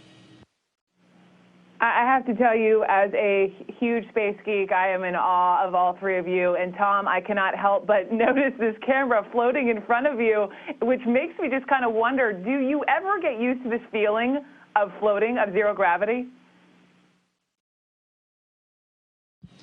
You get better at being able to do useful work in zero gravity, but it's always fun. It's always a complete delight. It's like a dream, being able to fly from place to place. And your feet kind of become like your hands, and so that's why we don't have shoes on. We're always just wearing socks so we can stabilize ourselves, but it's always an enormous amount of fun. Chris, my question to you now, because you're really making waves with all your tweets, your pictures all around Earth, your sandwich making, the peanut butter, the honey. I understand you've been rocking out with the Chieftains and the Bare Naked Ladies with your guitar. What do you make of just the response here on Earth just from your Twitter page? Brooke, I think it's marvelous. When I first flew in space, gosh, 17 years ago, I've been trying ever since to let people know what a magnificent human experience this is. It's new for our species to be able to see our Earth in all of its just beautiful glory in one place, in one glance, in 90 minutes to go around the whole thing. To try and describe that, I do my best. But now with the technology that NASA has on board, and with technology like Twitter, went over 500,000 followers today, in fact, that are directly following what we're doing on board here, we can show people real time this incredible richness that we are all privy to, that we all live with, but you just don't get to see any other way. And so I think the response reflects that. We are doing science on the space station. We're learning how to leave Earth permanently, but at the same time, it teaches us a tremendous amount about our planet and our place in it. And I think the followership on the Twitter feed and everything else really reflects that. Chris, do you have a favorite photo, a favorite vista, something you've seen from your perch high above us?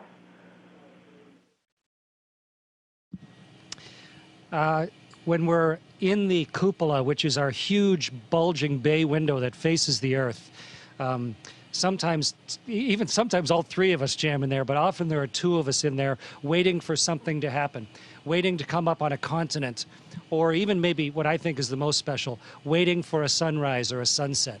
Because that transition, as we race around the Earth and come into sight of the sun, or the sun comes into sight of us, the atmosphere blossoms so quickly with all the colors, just a rainbow exploding around the world. And then suddenly the world is bathed in the light of the sun because of our tremendous speed. And it's a repeating miracle. It's just beautiful to see, to be to be privileged to be able to up here and see it. We all just are reverent about it when you see it. It takes your breath away every time. It's a way to see the world that I wish everyone could see in one quick glimpse. And we're doing our best to let people see it that way. I know this is your job, this is your career, but I imagine just hearing the passion in all three of your voices, it sounds like a pinch-me moment for all three of you. And I know you're all very involved in these tweet-ups, talking to students from the ISS. Here's my question, because I covered the Atlantis launch. I mean, we now know that the space shuttle program is shuttered. How do you maintain that excitement in young people when someone says to you, and this is to any of you, I want to be an astronaut, there are no shuttles to get you there, so what's your response? Well, I'll start. I flew my last flight on Discovery as a shuttle pilot. The shuttle program was fantastic for 30 years. The space shuttle built the space station. It wouldn't be here without it. It wouldn't be here without a lot of elements like the Canadarm2 and so forth as well, and all the contributions of our partners. But it's just a magnificent step that we're taking here. This is where we are learning to live and fly into space deeper. There will be more to come. There are programs on the horizon right now. We're looking at what the next step is going to be for us, and the opportunities are still there. This really is just the first baby step into the universe.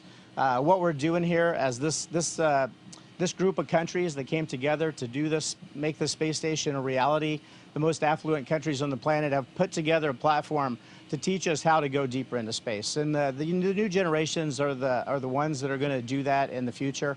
So even the shuttle itself was just an early generation spacecraft, and some things that are really going to happen that are even much cooler.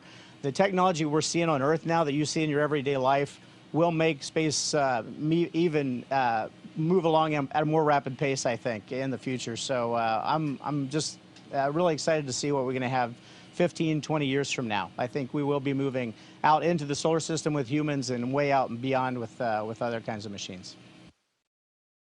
Gentlemen, can we talk about asteroids? Because they've been making a lot of news down here where we are, that there was the quick buzz past Earth a couple of weeks ago. We saw what happened with the meteorite over Russia, and then just this week another asteroid. I mean, straight up, how concerned should we be about asteroids hitting Earth? Well, the asteroids are out there, and we've got a surveillance system that's looking for them. You know, the chances are very, very small that anything would happen anytime soon. However, the chance is always out there. Asteroids are worth looking at, not only where they are and where they're headed, but they may very well be very rich in minerals and other materials that would be very useful to us. So there's a lot of reason to go out to them. The technology required to go to one and to stay in sort of an orbit around one and to do a spacewalk so you could actually attach yourself to an asteroid, that's all technology that we need to develop. And whenever we try something that hard, all of the benefits, the technical benefits that come from that benefits everyone, really. So it's a wonderful endeavor. While I still have you all with about 60 seconds remaining, I just want to thank you profusely for talking to me. And I hear you all are capable of doing some sort of space flip. So here's my favor. I'd love to use this in my show. Could you guys say something like, hello from the International Space Station, you know, you're watching CNN, and then flip for me? Is this possible? Hello from the International Space Station. You're watching CNN. Woohoo!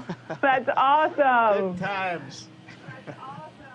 Thank you for us, guys Brooke? so much. Thank you guys so much. I would totally flip for you if I possibly could. Enjoy it. Thank you. Keep us posted. We're hanging on your every tweet and your photo. We are living vicariously through you, gentlemen. We appreciate you. Great to have you on board. It's been our pleasure, Brooke. Thank you. You're joining us here inside of the International Space Station Flight Control Room at the Johnson Space Center in Houston, Texas, looking down as the Orbit 2 team is controlling all of the systems operating on board this orbiting laboratory. Today, the team being led by Flight Director Jerry Jason, you can see there in the blue shirt. Joining him at the Capcom position, serving as the communication link between all of our teams down here on the ground and the astronauts up in space, is the Capcom Josh Matthew. And those astronauts up in space in the last week of Expedition 34. You can see the crew here. They're being led by NASA astronaut Kevin Ford there in the front row on the left. Behind him, the 2 Russian cosmonauts who will be returning back down to Earth with him later this week, Oleg Novitsky and Evgeny Turelkin. Rounding out our crew of Expedition 34 and remaining on board the station are Russian cosmonauts Roman Romanenko, Canadian astronaut Chris Hadfield, and then all the way on the right there, another NASA astronaut, Tom Marshburn.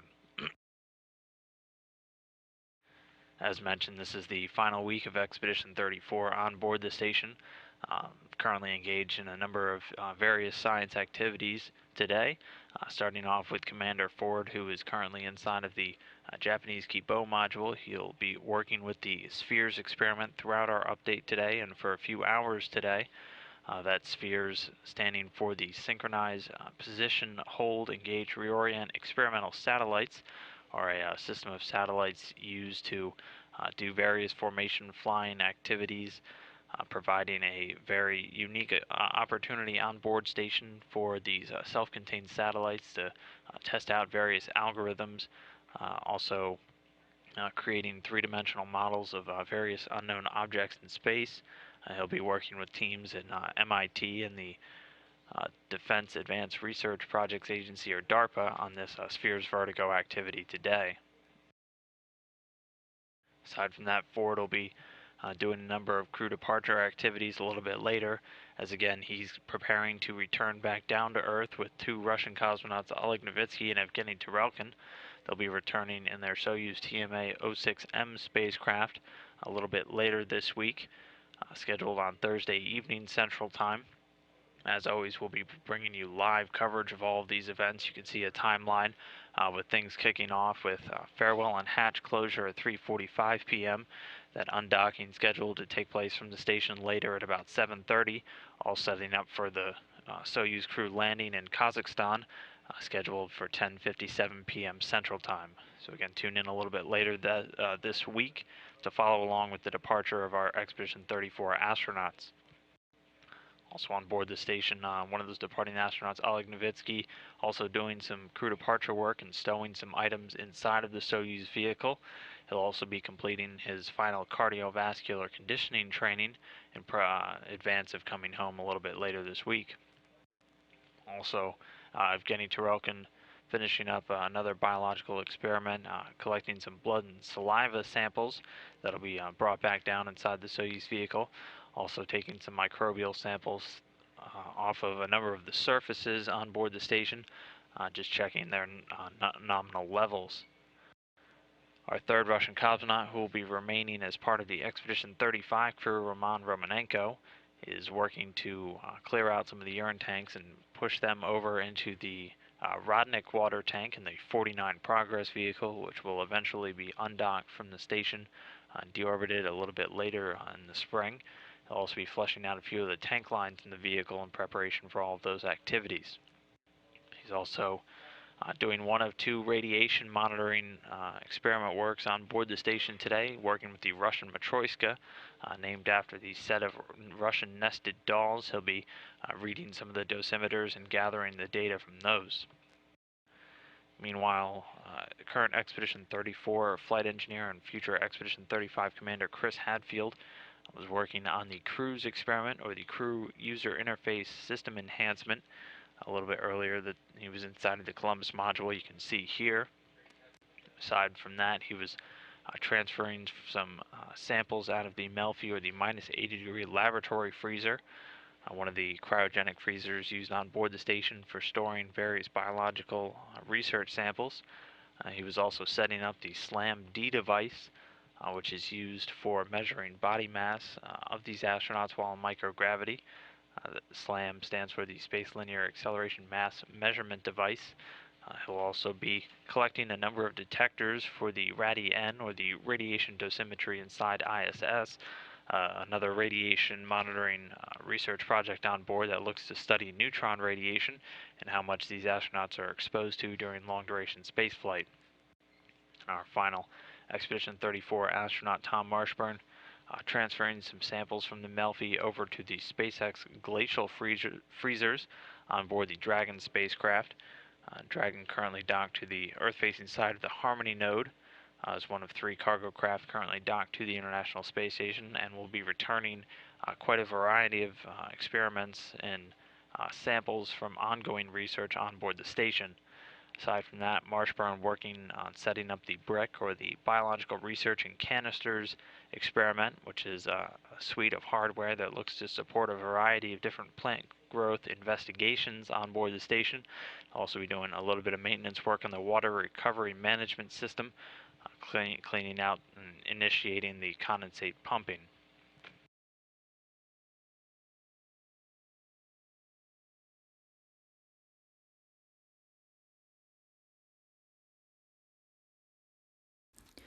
Heftige Schneefälle und Eis haben im Westen und in der Mitte Deutschlands den Verkehr teilweise lahmgelegt. Bei einer Massenkarambolage auf der A45 bei Wölfersheim fuhren bis zu 100 Fahrzeuge ineinander. Mehrere Menschen wurden verletzt, einige von ihnen schwer. Deutschlands größter Flughafen in Frankfurt musste wegen verschneiter Landebahnen zeitweise komplett gesperrt werden. Bis zum Abend wurden hunderte Flüge gestrichen. Nur die Räumfahrzeuge kamen gegen Mittag am Frankfurter Flughafen noch vorwärts. Keine Starts, keine Landungen für knapp 2 Stunden. Heftige Schneefälle von bis zu 10 Zentimetern verursachten massive Behinderungen, die auch die Flotte der Räumfahrzeuge irgendwann nicht mehr beseitigen konnte. Sie müssen natürlich eine Bahn komplett freiräumen. Das heißt, Sie können nicht wie auf einer Autobahn langsamer fahren, durch Schneematsch fahren, sondern die Reibwerte müssen 100% so sein wie bei Trockenheit. Tausende Passagiere blieben am Boden. Hunderte werden auch die Nacht am Flughafen verbringen müssen. Seit dem Nachmittag sind 2 Bahnen wieder freigegeben und werden vor allem für Starts genutzt. Landen ist gefährlicher, auch wegen starker Winde. Die verursachten auch heftige Schneeverwehungen auf der Autobahn 45 bei Münzenberg in Mittelhessen. Die Folge eine Massenkarambolage, bei der mehr als 100 Fahrzeuge ineinander rasten. Etwa 30 Menschen wurden verletzt, 6 von ihnen schwer. Die A45 ist seit dem Nachmittag in beide Richtungen voll gesperrt. Die Aufräumarbeiten werden noch bis in die Nacht andauern. Dass der Winter im Frühlingsmonat März noch einmal zurückkehrt, das ist nicht unbedingt selten. Meteorologen sprechen gerne von einem Märzwinter. Aber eine Rückkehr mit solcher Wucht, das ist doch eher die Ausnahme. Nachdem gestern vor allem Norddeutschland im Schnee versank, traf es heute am härtesten die Mitte und den Westen der Republik. Deutschlands größter Flughafen in Frankfurt musste vorübergehend komplett gesperrt werden. Und auf der A45 in Mittelhessen kam es zu einer Massenkarambolage. Gerrit Rudolph berichtet. Eingekeilt zwischen Lkw in einer Massenkarambolage auf der Autobahn. Der Albtraum eines jeden Autofahrers. 20 Lkw, 80 Autos und einige Kleintransporter rasten am frühen Nachmittag auf der Autobahn 45 bei Münzenberg zwischen Gießen und Hanau ineinander. Etwa 30 Menschen wurden verletzt, 6 von ihnen schwer. Glücklicherweise ist die Anzahl der Verletzten nicht so hoch wie die beteiligten Fahrzeuge, sodass es doch einigermaßen glimpflich dahingehend ausging. Während der Unfallserie herrschte starkes Schneetreiben, die Fahrbahn war glatt, berichten Auto- und Lkw-Fahrer. Als wir dann in den Stau reingefahren sind, habe ich stark abgebremst, hatte erst mal zuvor Angst, in die Fahrzeuge reinzufahren. Gott sei Dank war das nicht der Fall. Haben uns sofort vom Fahrzeug entfernt, hatten Todesangst, Geschreie anderer Menschen gesehen, wie die Autos in den Stau reingerast sind. Aber die meisten sind eben zu schnell gefahren und zu wenig Abstand, ganz einfach. Die nicht verletzten Unfallteilnehmer wurden mit Bussen in umliegende Hotels und Turnhallen gebracht. Die A45 ist zwischen Wölfersheim und Florstadt noch immer in beide Richtungen voll gesperrt. Die Aufräumarbeiten werden wohl noch bis in die späte Nacht andauern. Geräumt wird auch auf dem Frankfurter Flughafen schon den ganzen Tag. Um die Mittagszeit ging auf dem Rhein-Main-Airport fast 2 Stunden lang nichts mehr. Keine Starts, keine Landungen. Heftige Schneefälle von bis zu 15 Zentimetern verursachten massive Behinderungen, die auch die Flotte der Räumfahrzeuge nicht beseitigen konnte. Sie müssen natürlich eine Bahn komplett freiräumen. Das heißt, Sie können nicht wie auf einer Autobahn langsamer fahren, durch Schneematsch fahren, sondern die Reibwerte müssen 100% so sein wie bei Trockenheit, komplett frei. Und wenn es dann so stark schneit, dass Sie hinten die Bahn frei haben, vorne schon wieder zugeschneit ist, dann muss man so eine Bahn auch schließen. Seit dem Nachmittag sind 2 Bahnen wieder freigegeben und werden vor allem für Starts genutzt. Landen ist gefährlicher, auch wegen starker Winde. Tausende Passagiere mussten am Boden bleiben. Viele von ihnen werden auch die Nacht am Flughafen verbringen müssen. Ja, und vor dem Frankfurter Flughafen steht unser Kollege Michael Immel. Normalisiert sich die Lage denn wenigstens so langsam? Ja, so langsam muss man sagen. Ganz langsam, gesperrt, wieder offen, gesperrt, wieder offen. So ging es in den letzten Stunden dauernd. Mittlerweile sind wieder 2 von 4 Start- und Landebahnen geöffnet. Das heißt, bilanzieren wir den Tag, mehr als 800 Flüge sind ausgefallen. Das heißt, tausende Passagiere sind unfreiwillig hier in Frankfurt gestrandet. Das heißt, die Fraport hat 1500 Feldbetten aufgestellt. Dort wird man jetzt dann die Nacht verbringen, unfreiwillig. Und was heißt das für den morgigen Tag? Kein normaler Reisetag. Das heißt, jeder, der fliegen will morgen, der sollte sich rechtzeitig bei seiner Fluggesellschaft informieren. Denn eine Maschine, die heute nicht nach Frankfurt kommen konnte, die kann morgen früh auch nicht starten. Das heißt also, da wird es auch morgen zu Verzögerungen, vielleicht auch zu Flugausfällen kommen. Also rechtzeitig informieren ist der Tipp. Michael Immel, vielen Dank für diese aktuellen Informationen aus Frankfurt. Ja, das Wetter dürfte einem bestimmten elitären Männerzirkel in diesen Tagen ziemlich egal sein, denn sie wurden heute eingeschlossen. Über ihnen nur der Himmel von Michelangelos Fresken. In der Sixtinischen Kapelle hat das Konklave begonnen. Und wie erwartet endete die erste Runde bei der Suche nach einem neuen Papst mit schwarzem Rauch, also ergebnislos. Und weil kein klarer Favorit zu erkennen ist, könnte das jetzt ein paar Tage so weitergehen. Aber wer auch immer neues Oberhaupt der katholischen Kirche wird, was erwarten die Gläubigen von ihrem Pontifex, der ihnen dem Namen nach ja die Brücke zu Gott bauen soll? Unsere Korrespondenten haben Katholiken in aller Welt befragt.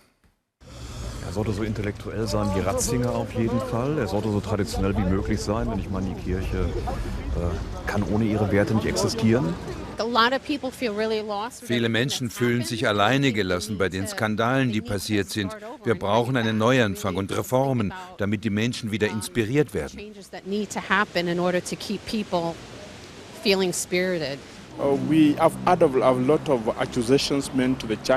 Es gibt zahlreiche Vorwürfe gegen die Kirche, was Kindesmissbrauch durch Priester angeht. Wir hoffen auf einen Papst, der aufklärt und dafür sorgt, dass die Kirche reinen Tisch macht. Ein schwarzer Papst, ne?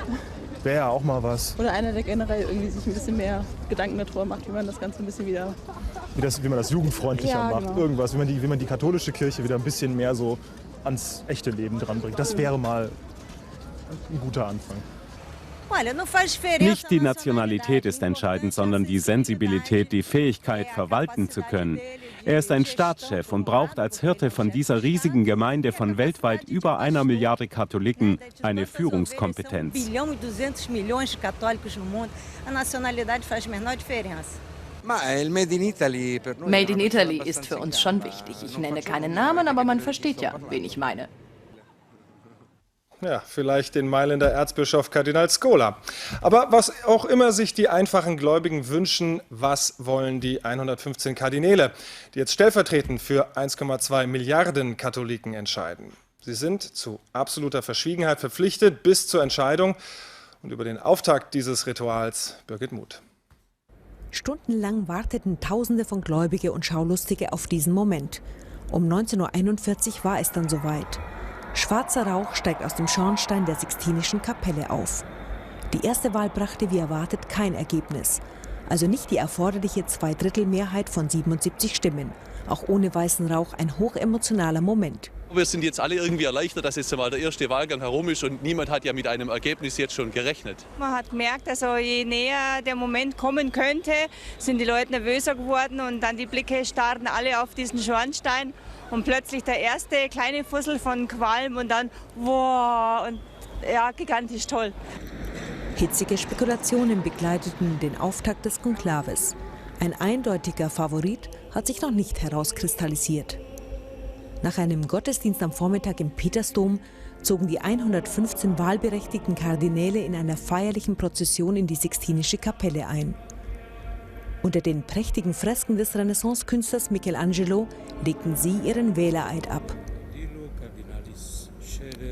Gute Chancen werden dem Brasilianer Odilo Scherer sowie dem italienischen Kardinal Angelo Scuola eingeräumt. Dann, gut 20 Minuten vor 18 Uhr, hieß es vom Zeremonienmeister Guido Marina extra omnes. Und alle Nicht-Wahlberechtigten mussten die Sixtinische Kapelle verlassen. Ab morgen werden die Kardinäle vormittags und nachmittags je 2 weitere Wahlgänge durchführen, so lange bis der weiße Rauch aufsteigt und es heißt Habemus Papam. Ja, Michael Mandlik in Rom. Aber heute war er noch schwarz. Warum denn so viel deutlich schwärzer als sonst? Ja, um es vorwegzunehmen, ich weiß nicht, ob der Vatikan Pyrotechniker beschäftigt, aber wenn er das tut, dann haben die ganze Arbeit geleistet. So schwarz war der Rauch noch nie, was uns Korrespondenten die Arbeit hier enorm erleichtert, denn nichts schlimmer als in einer solchen Situation eine falsche Meldung rauszugeben. Das war vor 8 Jahren bei der letzten Papstwahl noch ganz anders. Das, was da aus dem Kamin kam, war irgendwas zwischen weiß und schwarz, bestenfalls grau. Also von daher sind wir für diese vatikanische Pyrotechnik sehr dankbar. Gut, aber dass es heute schon eine Entscheidung geben würde, das war ja nicht zu erwarten gewesen. Was ist da wohl hinter den Kulissen denn noch passiert bei dieser ersten Runde? Naja, dieser erste Wahlgang ist ja immer dazu da, nicht schon einen Papst zu kreieren oder einen Papst festzustellen, sondern erstmal Mehrheiten abzuchecken, zu sehen, wie sind die Positionen, gibt es Kandidaten, die sich gegenseitig blockieren, gibt es Überraschungskandidaten. Auch das lässt sich an einem solchen ersten Wahlgang relativ leicht herauslesen. Es hat aber noch eine andere Seite. Es gibt ja Kardinäle, die keine Aussicht haben, Papst zu werden. Die werden dann bei diesem ersten Wahlgang genannt. Sie bekommen Stimmen. Das freut dann irgendwie die, aber andere Leute auch. Also es ist eher so die nette Variante des ersten noch harmlosen Wahlgangs. Ich denke, dass es ab morgen richtig zur Sache geht. Tja, und wir werden da weiter auf Rauchzeichen warten. Vielen Dank, Michael Mandlik aus Rom. Die katholische Kirche wartet auf ihr neues Oberhaupt. Dazu jetzt der Kommentar von Bernhard Wabnitz vom Bayerischen Rundfunk. Das Konklave in Rom, das heute begann, wird, egal wer als gewählter Papst aus der Sixtinischen Kapelle herauskommt, die katholische Kirche nachhaltig verändern. Mit dem revolutionären Rücktritt des konservativen Papst Benedikt XVI. Ist für die Kardinäle der Weg freigemacht worden, sich auf die neue Zeit und auf neue Herausforderungen einzustellen. Zum ersten Mal scheint es möglich, dass auch ein außereuropäischer Kardinal Papst werden kann. In Lateinamerika, in Afrika oder Asien wächst die Kirche. Und von dort kommen Einsichten und Erkenntnisse zur Pastoral, zur Ökumene und zur Ethik, die die gewachsenen Vorstellungen europäischer Lehrmeinungen ohnehin mit mehr Leben erfüllen werden und auf kurz oder lang zu einer Veränderung und tiefgreifenden Reform führen werden. Das Vorkonklave in den letzten Tagen hat zudem gezeigt, dass die Kardinäle dieser Welt nicht mehr bereit sind, Misswirtschaft und Fehler der vatikanischen Administration klaglos hinzunehmen. Sowohl die undurchsichtigen Geschäfte der Vatikanbank IOR wie auch Missmanagement und Fehler bei der Aufarbeitung von Skandalen und Missständen wurden im Kardinalskollegium ausführlich und heftig diskutiert. Die Kardinäle wissen, was sie tun, und ihre Wahl wird ein Signal setzen, so oder so.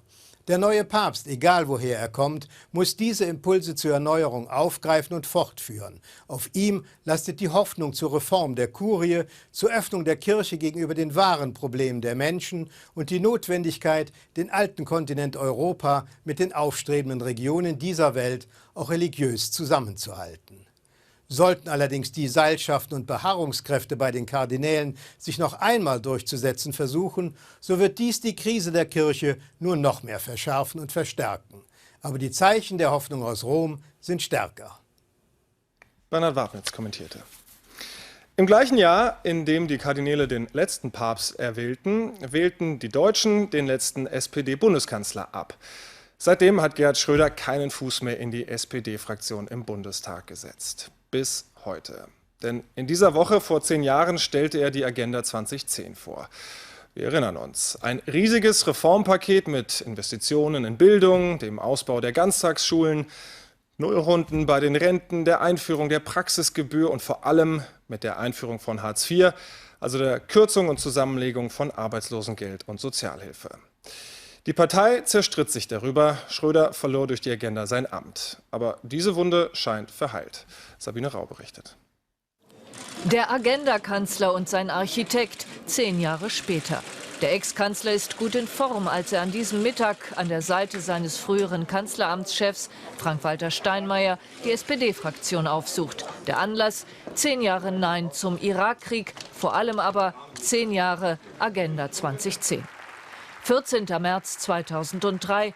Bundeskanzler Schröder erläutert vor dem Deutschen Bundestag das wohl tiefgreifendste Reformprojekt in der Geschichte der Republik. Seine Regierung steht unter Druck. Steigende Arbeitslosigkeit, sinkende Produktivität. Deutschland ist der kranke Mann Europas. Wir werden, meine sehr verehrten Damen und Herren, Leistungen des Staates kürzen, Eigenverantwortung fordern und mehr Eigenleistung von jedem Einzelnen abfordern müssen. In der Fraktionssitzung haben sie die alten Zeiten noch einmal Revue passieren lassen und Schröder ist, unüberhörbar, ganz der Alte.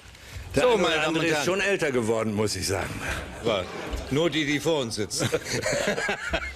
So, meine Damen und Herren, ich freue mich sehr, Gerhard Schröder an dem Ort, an der Stelle zu begrüßen, wo er in der Vergangenheit in 7 Kanzlerjahren manchen harten Kampf gefochten hat.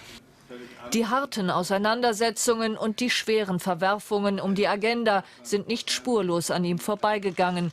Dem Basta-Kanzler schlug erbitterter Widerstand von Gewerkschaften und aus den eigenen Reihen entgegen. Aber man muss, wenn bestimmte Entscheidungen anstehen, und 2 diskutieren wir heute, man muss mindestens das Risiko eingehen, dass es auch schiefgehen kann. Geht man das Risiko, dass es schiefgehen kann, nämlich nicht ein, unterbleiben Entscheidungen, die Schwierigkeiten machen können. Heute hat sich das Land erholt. Mehr noch, in Europa steht Deutschland an der Spitze, inmitten einer Finanzkrise. Das erkennt auch die Kanzlerinnenpartei, damals eher höhnisch, heute unumwunden an. Wir wissen, dass die Agenda 2010 ein Teil des Erfolges ist, den wir heute haben. Ohne die Agenda 2010 wäre das nicht erfolgt. Fehler sind gemacht worden, räumen die Macher von damals heute ein. Die Leih- und Zeitarbeit beispielsweise hat zu Lohndumping geführt. Ein Mindestlohn dagegen wurde nicht durchgesetzt. Die Grünen kritisieren, dass eine Mehrheit der Sozialdemokratie zum diesem Zeitpunkt, anders als Grüne, nicht bereit waren, diesen Weg in den gesetzlichen Mindestlohn zu gehen. Ich freue mich, dass es heute anders ist. Schröder erinnert sich da zwar anders, aber in einem Punkt herrscht Übereinstimmung. Die Linkspartei war zeitweise der größte Profiteur der Agenda-Politik. Sie sammelte alle Enttäuschten und Verprellten. Natürlich redet sich Schröder und reden viele andere die Agenda schön, indem sie sagen, es war doch ein Erfolg. Es hat mehr Arbeitsplätze gegeben. Zunächst einmal ist gar nicht bewiesen, dass die mehr Arbeitsplätze Folge der Agenda sind. Mit Lafontaine verbindet ihn schon lange nichts mehr. Schröder freut sich heute über die späte Anerkennung für seine Agenda. Es bleibt die zentrale Leistung seiner Kanzlerschaft. Die Bewohner der Falklandinseln wollen Teil Großbritanniens bleiben. In einem Referendum sprach sich eine überwältigende Mehrheit von 99,8% dafür aus. Nur 3 von rund 1500 Wählern votierten dagegen. Die argentinische Regierung erklärte, den Volksentscheid nicht anerkennen zu wollen und bekräftigte ihren Anspruch auf die Inseln. Wir haben die heutigen Tagesthemen mit dem Wetter begonnen und natürlich beenden wir sie auch damit. Carsten Schwanke, was droht uns denn jetzt noch in Sachen Schneechaos? Nicht mehr allzu viel. Ich habe gute Nachrichten zu verkünden. Das wilde, turbulente Geschehen an der Wetterfront, es beruhigt sich. Wobei, diese Nacht wird noch einmal sehr winterlich, und zwar in 2 Aspekten. Zum einen haben wir es noch weiter mit Schneefällen zu tun. Wir sehen hier auf dem aktuellen Niederschlagsradar, da wo es heute schon den ganzen Tag geschneit hat, da schneit es jetzt aktuell immer noch. Aber die Schneefälle werden schwächer. Diese Radarechos hier, die nehmen ab an Intensität. Das ist die gute Nachricht. Die andere Nachricht ist, nördlich davon, in der gesamten Nordhälfte Deutschlands, wird diese Nacht bitterkalt. Schon jetzt haben wir Temperaturen bis zu minus 13 Grad. Bis morgen früh werden es hier verbreitet unter minus 15 Grad werden. Also Winter vom Feinsten, könnte man sagen. Das Wetter dazu, genau hier, wo es so kalt wird, klart es natürlich auf. Dann haben wir hier noch diese leichten Schneefälle, vor allem Richtung Erzgebirge und Oberlausitzer Bergland kann es noch etwas stärker schneien. Ganz im Süden sind es noch immer eher Regenschauer oder Schneeregenfälle. Dann die Temperaturen. Wir haben hier ganz im Norden, im Nordosten mal die minus 20 reingemalt. Das kann durchaus möglich sein. Überall ansonsten frostig. Ausnahme das Alpenvorland, wo es noch immer eher etwas milder bleibt. Dann morgen Vormittag. Jetzt kommt die gute Nachricht, das Beruhigende. Da, wo es heute zum Teil auch geschneit hat, kommt immer häufiger die Sonne hervor. Vor allem in der gesamten Nordhälfte wird es recht nett. Einzelne Schneeschauer bilden sich an der Nordseeküste. Und im Süden bleibt es jedoch stärker bewölkt. Aus Schneeregen im Alpenvorland wird immer häufiger Schnee. So ganz langsam kommt die kältere Luft hier auch an. Es wird aber nicht mehr allzu viel fallen. Auch der Nachmittag bringt hier eine weitere Beruhigung und vor allem in der Mitte wird es recht freundlich sein. Die Temperaturen dazu in der Osthälfte im leichten Frostbereich mit Sonnenschein im Westen 0 bis maximal plus 3 Grad. Leichte Plustemperaturen auch immer noch ganz im Süden. Der Wind weht hier aber schon aus nördlicher Richtung, bringt die Kaltluft weiter zu den Alpen voran. Im Norden weht er aus unterschiedlichen Richtungen. Schauen wir auf die weiteren Aussichten, dann sehen wir, dass vor allem bis Freitag wir noch von Winterwetter profitieren, das aber gar nicht so schlecht ist. Einzelne Schneeschauer zwischendurch, aber auch Sonnenschein, Temperaturen nachts verbreitet unter -10, tagsüber dann doch leicht über 0 Grad. Wir sehen hier am Beispiel Konstanz, die kalte Luft kommt hier nur vorübergehend an und dann geht es ab Samstag mit den Temperaturen endlich ein bisschen bergauf. Das wichtige Wort für morgen, Ingo Zamperoni, es wird auch wieder ein bisschen Sonnenschein geben. Und dann blinzelt der Frühling wieder ein bisschen durch. Beruhigende Aussichten, vielen Dank, Carsten Schwanke. Und das waren die Tagesthemen im Großen und Ganzen. The rover has found signs that ancient Mars could have supported life. The rover drilled into a rock and found oxygen, hydrogen and other essential ingredients for microbes to thrive in. Good morning from Mission Control Houston and welcome to today's International Space Station update. You're looking now inside of the International Space Station Flight Control Room at the Johnson Space Center in Houston, Texas. Looking down as the Orbit 2 team monitoring all of the systems flying on board this orbiting laboratory. Today that team being led by Flight Director Tomas Gonzalez-Torres. Joining him in the blue there, Mark Regan serving as the Capcom. We'll be talking to our astronauts up in space today. And those astronauts, the crew of Expedition 34, in their final week is the crew of 34. They're being led by NASA astronaut Kevin Ford there in the front row on the left, who's in his final day as Expedition 34 commander. Immediately behind him, 2 Russian cosmonauts, Oleg Novitsky and Evgeny Tarelkin. And then moving across, we have a 3rd Russian cosmonaut, Roman Romanenko. In the front row there, Canadian Chris Hadfield, who will be taking command of the space station a little bit later today. And all the way on the right there, another NASA astronaut, Tom Marshburn. Busy day for the crew as 3 of our Expedition 34 astronauts begin to prep for their homecoming a little bit later this week. These 3, Kevin Ford, Oleg Novitsky, and Evgeny Tarelkin, will be departing the International Space Station tomorrow night. As they come home in their Soyuz TMA-06M spacecraft, wrapping up 143 days in space and 141 days on board the station. You can see a quick timeline of all those events tomorrow as we'll be bringing you live coverage here on NASA TV, kicking off with farewell and hatch closure in the mid-afternoon. That final landing coverage starting at about 9:45 p.m. Central Time, all setting up for a planned landing of 10:57 p.m. in Kazakhstan. Meanwhile, on board, Commander Kevin Ford is hard at work doing some final departure work, getting his things in order. He'll also be transferring some supplies and experiment samples into the Dragon spacecraft and doing a quick inspection of the Melfi cold box. Melfi is one of the freezers on board the station, the -80-degree laboratory. It's used to store a number of biological samples from the research experiments being done on board. So that'll occupy most of Commander Ford's day today. Moving on, Oleg Novitsky is in the final stages of some cardiovascular exercise, which he was participating in yesterday and is continuing today. It's just all part of an ongoing Russian experiment as they continue to track how these astronauts' bodies adapt and are changed during long-duration space flights. He'll also be on the hook to stow a number of items inside of their Soyuz craft, as it does have some downmass capability. They'll be returning in again that TMA-06M, which you can see docked to the space-facing side of the station, currently docked to Poisk. And again, he'll be packing up a few items in there in preparation for that homecoming tomorrow. Meanwhile, our 3rd Soyuz crew member who'll be returning, Evgeny Tarelkin, is collecting a number of air and microbial samples throughout the Russian segment today. He'll be inside of the Zvezda service module and also Zarya, checking the air for any traces of ammonia and freon and also the CO2 levels. And he'll also be doing that same cardiovascular exercise that Novitsky's participating in as well. Our 3rd Russian cosmonaut, Roman Romanenko, is inside of the Rosviet module this morning, also known as the Mini Research Module 1. He's changing out some of the smoke detectors.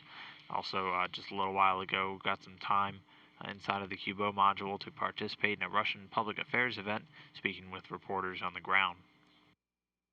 Meanwhile, a man with a fairly big day today, Chris Hadfield, scheduled to become the first Canadian commander of the International Space Station a little bit later today. Commander Kevin Ford, our current Expedition 34 commander, will formally hand over the baton, as you will, to Chris Hadfield. beginning his command of the International Space Station, which he will remain for Expedition 35. You can catch that change of command ceremony later this afternoon here on NASA TV at 4:10 p.m. Central Time, 5:10 p.m. Eastern. Aside from that change of command ceremony, Chris Hadfield will be working on upgrading the software which controls the Window Observational Research Facility, one of the many camera systems on board the station used for Earth observations. He's also on the hook to do some cargo work with that Dragon vehicle. Our final Expedition 34 crew member, Tom Marshburn, spending most of his day today working on the capillary flow experiment. You can see it here. The capillary flow experiment is a suite of various fluid physics experiments. It focuses on how fluids move up surfaces and microgravity, as the microgravity environment of that International Space Station affects many of the properties of liquids. All of these results gathered from this test hope to improve the current computer models that are used by designers down here on the ground as they develop low gravity and microgravity fluid systems. Could potentially have some impacts on improving these systems for fuel transfer and also water and other fluids on future spacecraft. Oh, all right, here we go. Here you are, hot mic. Welcome on board, everybody, to the change of command ceremony from Expedition 34 to the 35 crew. We have just finished up the day, and tomorrow the 32S crew, myself and Oleg and Yevgeny, will undock and fly home, and the actual beginning of Expedition 35 will begin precisely at separation, and so that we can concentrate tonight and tomorrow on our duties and get ready to go home. We will go ahead and do the change of command tonight, and Colonel Chris Hadfield here will officially be in command of the International Space Station, assuming he accepts the obligations tonight when I offer them to him. Before I get started, though, with the change of command proper, I want to say just a quick thank you to the people on the ground who make this all happen. This space station is a ground effort. It's tens and tens of thousands of people that make it happen. We are very fortunate to be up here as the crew and get to enjoy the fruits of all that labor, to be at the pointy end, if you will, and get to be here on the final frontier. But you are all here with us on the final frontier. In many ways, this isn't really our expedition. It's the expedition of a group of people on the ground who begin planning for this kind of thing many, many years in advance, exactly what we'll be doing out here when we're here. And I was hearing the kind of the curricula 2.5, 3 years ago, and it's amazing how it materialized, and the things that we did on board, station upgrades and the science we did matched up with what we planned to do. And the increment manager is the person who puts that whole strategy together, and ours was Susan Brand, and so this is really her increment, and we were very proud to serve her. The person then who takes all of that, those tasks that's decided on by the station program and the increment manager and makes it all happen is the lead flight director, Chris Edelin. And thank you so much to him as well. When we undock tomorrow night, his duties as part of Expedition 34 will relax a bit too. We all have more duties after the expedition as they go on, but certainly the time of the expedition will come to an end for him too, and I'm sure he'll breathe a big sigh of relief and be very proud about the way the ground has executed it, and we work together as a team. And then there is one more person I really want to thank, and we have to understand what it is we're doing up here. We have to understand what the scientists want. We have to understand the constraints, the engineering limitations on all this stuff. A space station is an extremely complicated thing. I'm sure most of you appreciate that who are watching. But the person who brings that all together and translates it into something a crew can understand, decides what we should train on, is Kathy Bull. She was our station training lead for Increment 34, and she just put it all together for us. She is our closest point of contact to all those things that we've done here. So I really want to thank them. I know this has been a hugely successful increment for them too on the ground, working through any of the setbacks we've had and making new plans and putting together the weekly plan and the daily plans too. It's just very complicated. What we do inside is only a very small part of actually what's happening on the space station. There are many, many things going on outside the space station too that the crew doesn't even interact with. Some of the constraints we have on board come from those things that are going on outside too. So it was really a brilliant piece of work putting the whole expedition together, and thank you to those people. And so now I want to move on to the change of command and give Chris some time to talk here too. The change of command happens 4 times a year, and it's kind of a sign that that we've moved on to new objectives and everything. And so Chris is ready to take those on. He has a vision for 35. He knows what's going to happen.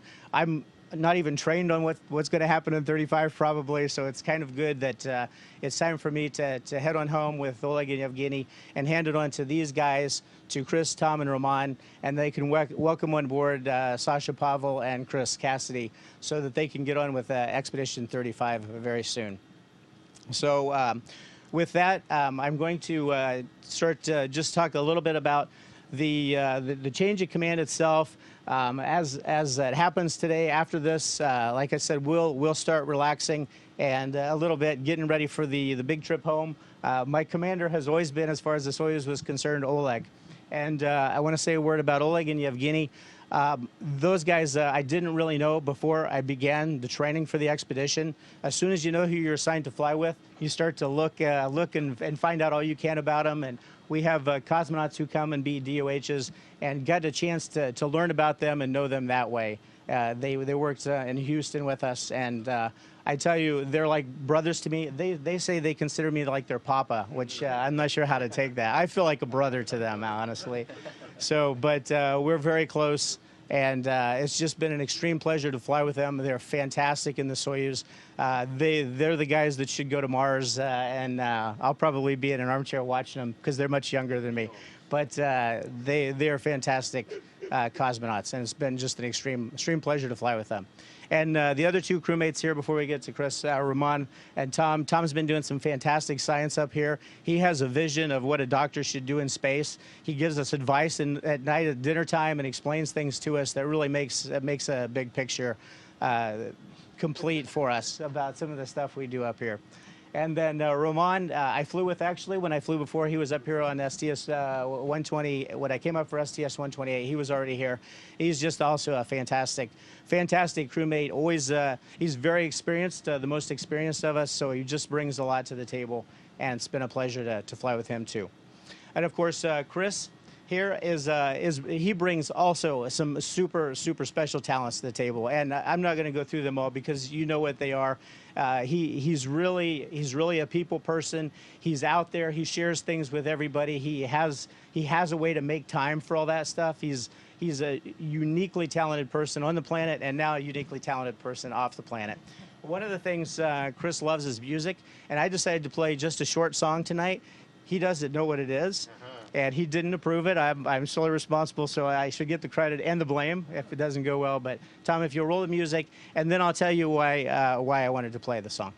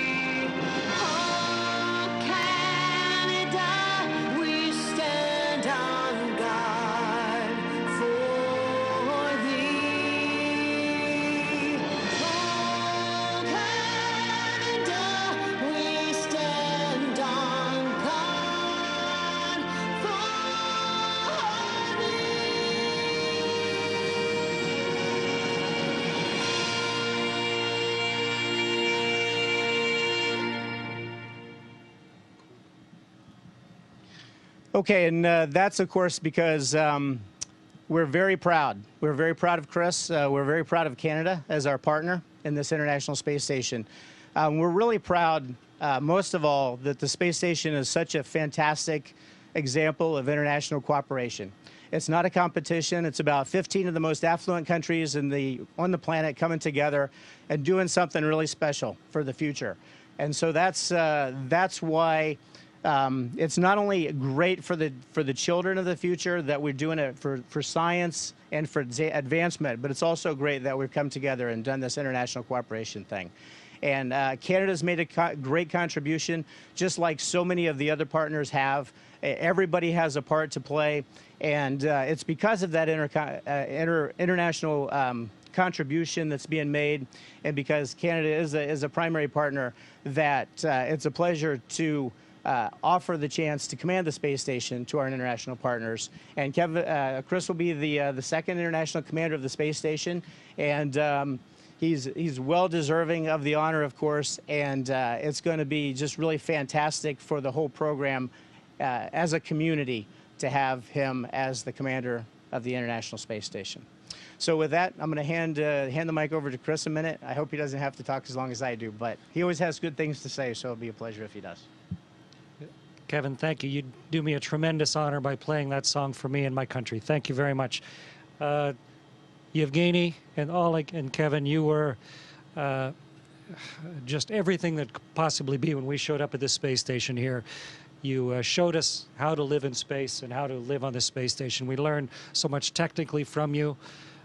You've been great, just friends the whole time up here. Really good people to be in space with. And even most importantly, learning about leadership from you, Kevin, how to run this place. The incredible luck and richness of time to watch how you make this place work so well. In our time here, we set a record for the amount of science done in a given length of time. The space station is humming with hundreds of experiments. It's a very healthy spaceship because of the work that you all put in. And so it's a tremendous gift to give. It's a huge honor and a privilege for me, but also for all the people at the Canadian Space Agency, all of my hardworking co-workers at the Canadian Space Agency, and for my entire country.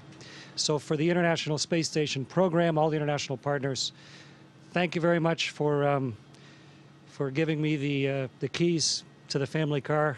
We're going to put some miles on it, but we'll bring it back in good shape. And I would really like to wish your crew, thank your crew, but wish you soft landings. Thank you very much. With that, Chris, it's time for me to offer you command of the International Space Station. Thank you, Kevin. With great humility and pleasure, I accept command of the International Space Station. Thank you, sir. There you go. Good boy. Congratulations. Congratulations. All right. Congratulations. Thank you, sir. And congratulations, guys. Kevin, on behalf of the Increment 34 team, we just want to thank you for your outstanding leadership and support.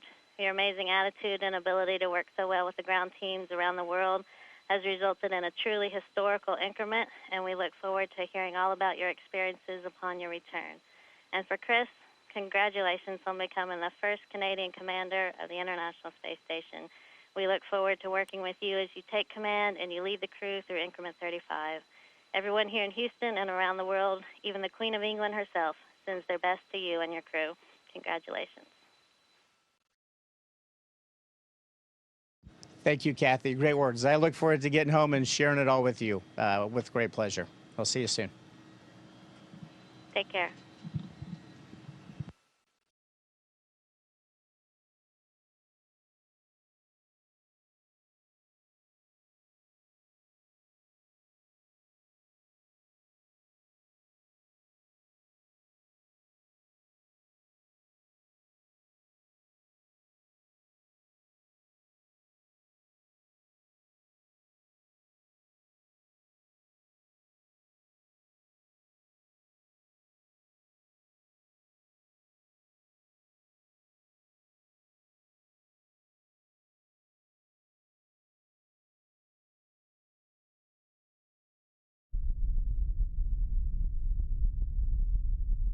On the 13th of March 2013, in a remote part of the Chilean Andes, the official inauguration of ALMA, the Atacama Large Millimeter Submillimeter Array took place. This ceremony marked the completion of all the major systems of the telescope and its formal transition from a construction project to a fully fledged observatory.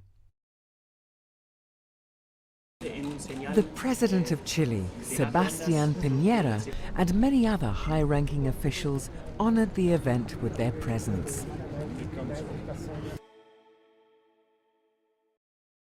ALMA is the world's most powerful tool for observing the cool universe.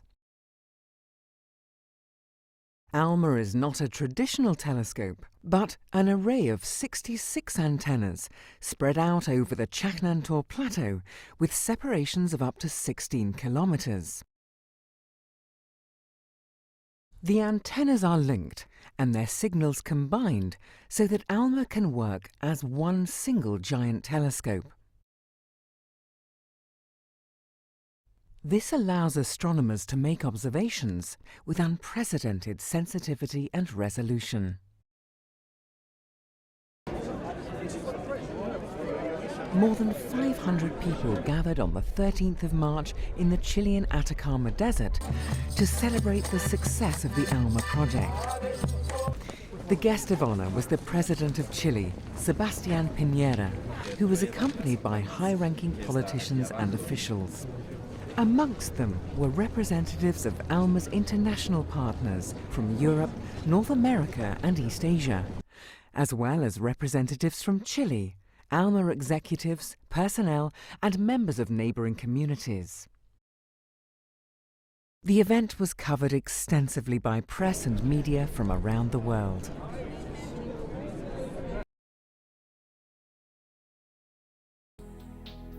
The inauguration ceremony had several speakers. The ALMA director, Thijs de Grauw, ALMA chief scientist, Ryohei Kawabe, Subra Suraish, director of USA's National Science Foundation, Tero Fukui, Senior Vice Minister of Japan's Ministry of Education, Culture, Sports, Science and Technology, ESO Director General, Tim Daziu. Finally, the President of Chile, Sebastián Piñera, addressed the audience. The highlight of the inauguration ceremony was when the President of Chile gave the ALMA scientists and operators the command to initiate science observations. Adelante, Antonio. Apuntar ALMA al centro galáctico.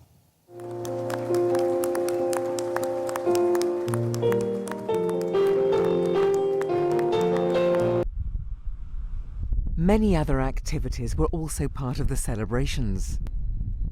The visitors to the ALMA Observatory explored the facilities high on the Chaknantor Plateau at an altitude of 5,000 meters above sea level, and experienced for themselves the harsh conditions at the array operations site amidst the volcanic peaks surrounding the antennas.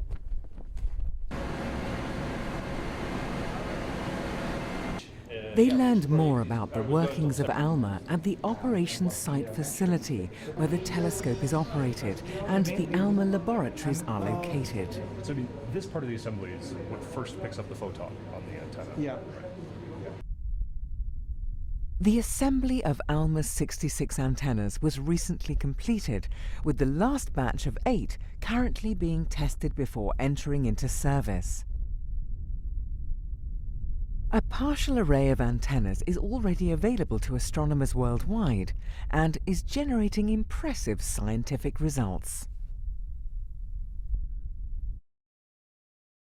The history of ALMA science began with the release of a picture of the colliding antennae galaxies. Visible light can only see the stars that make up these galaxies, but ALMA revealed the clouds of cold gas from which new stars are born. ALMA also revealed how cosmic dust grains gather around a brown dwarf, showing that planets might even be more common in the universe than we thought. around a young sun-like star, ALMA detected sugar molecules, the building blocks of life in the right place and time to become part of the new planets forming around the star.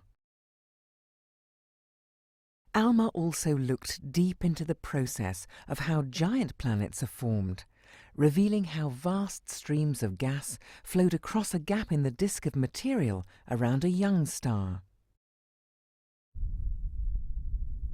The inauguration of the Atacama Large Millimeter Submillimeter Array marked the beginning of a long journey. A journey that has aroused great expectations. A journey toward breathtaking discoveries. A journey into the unexpected.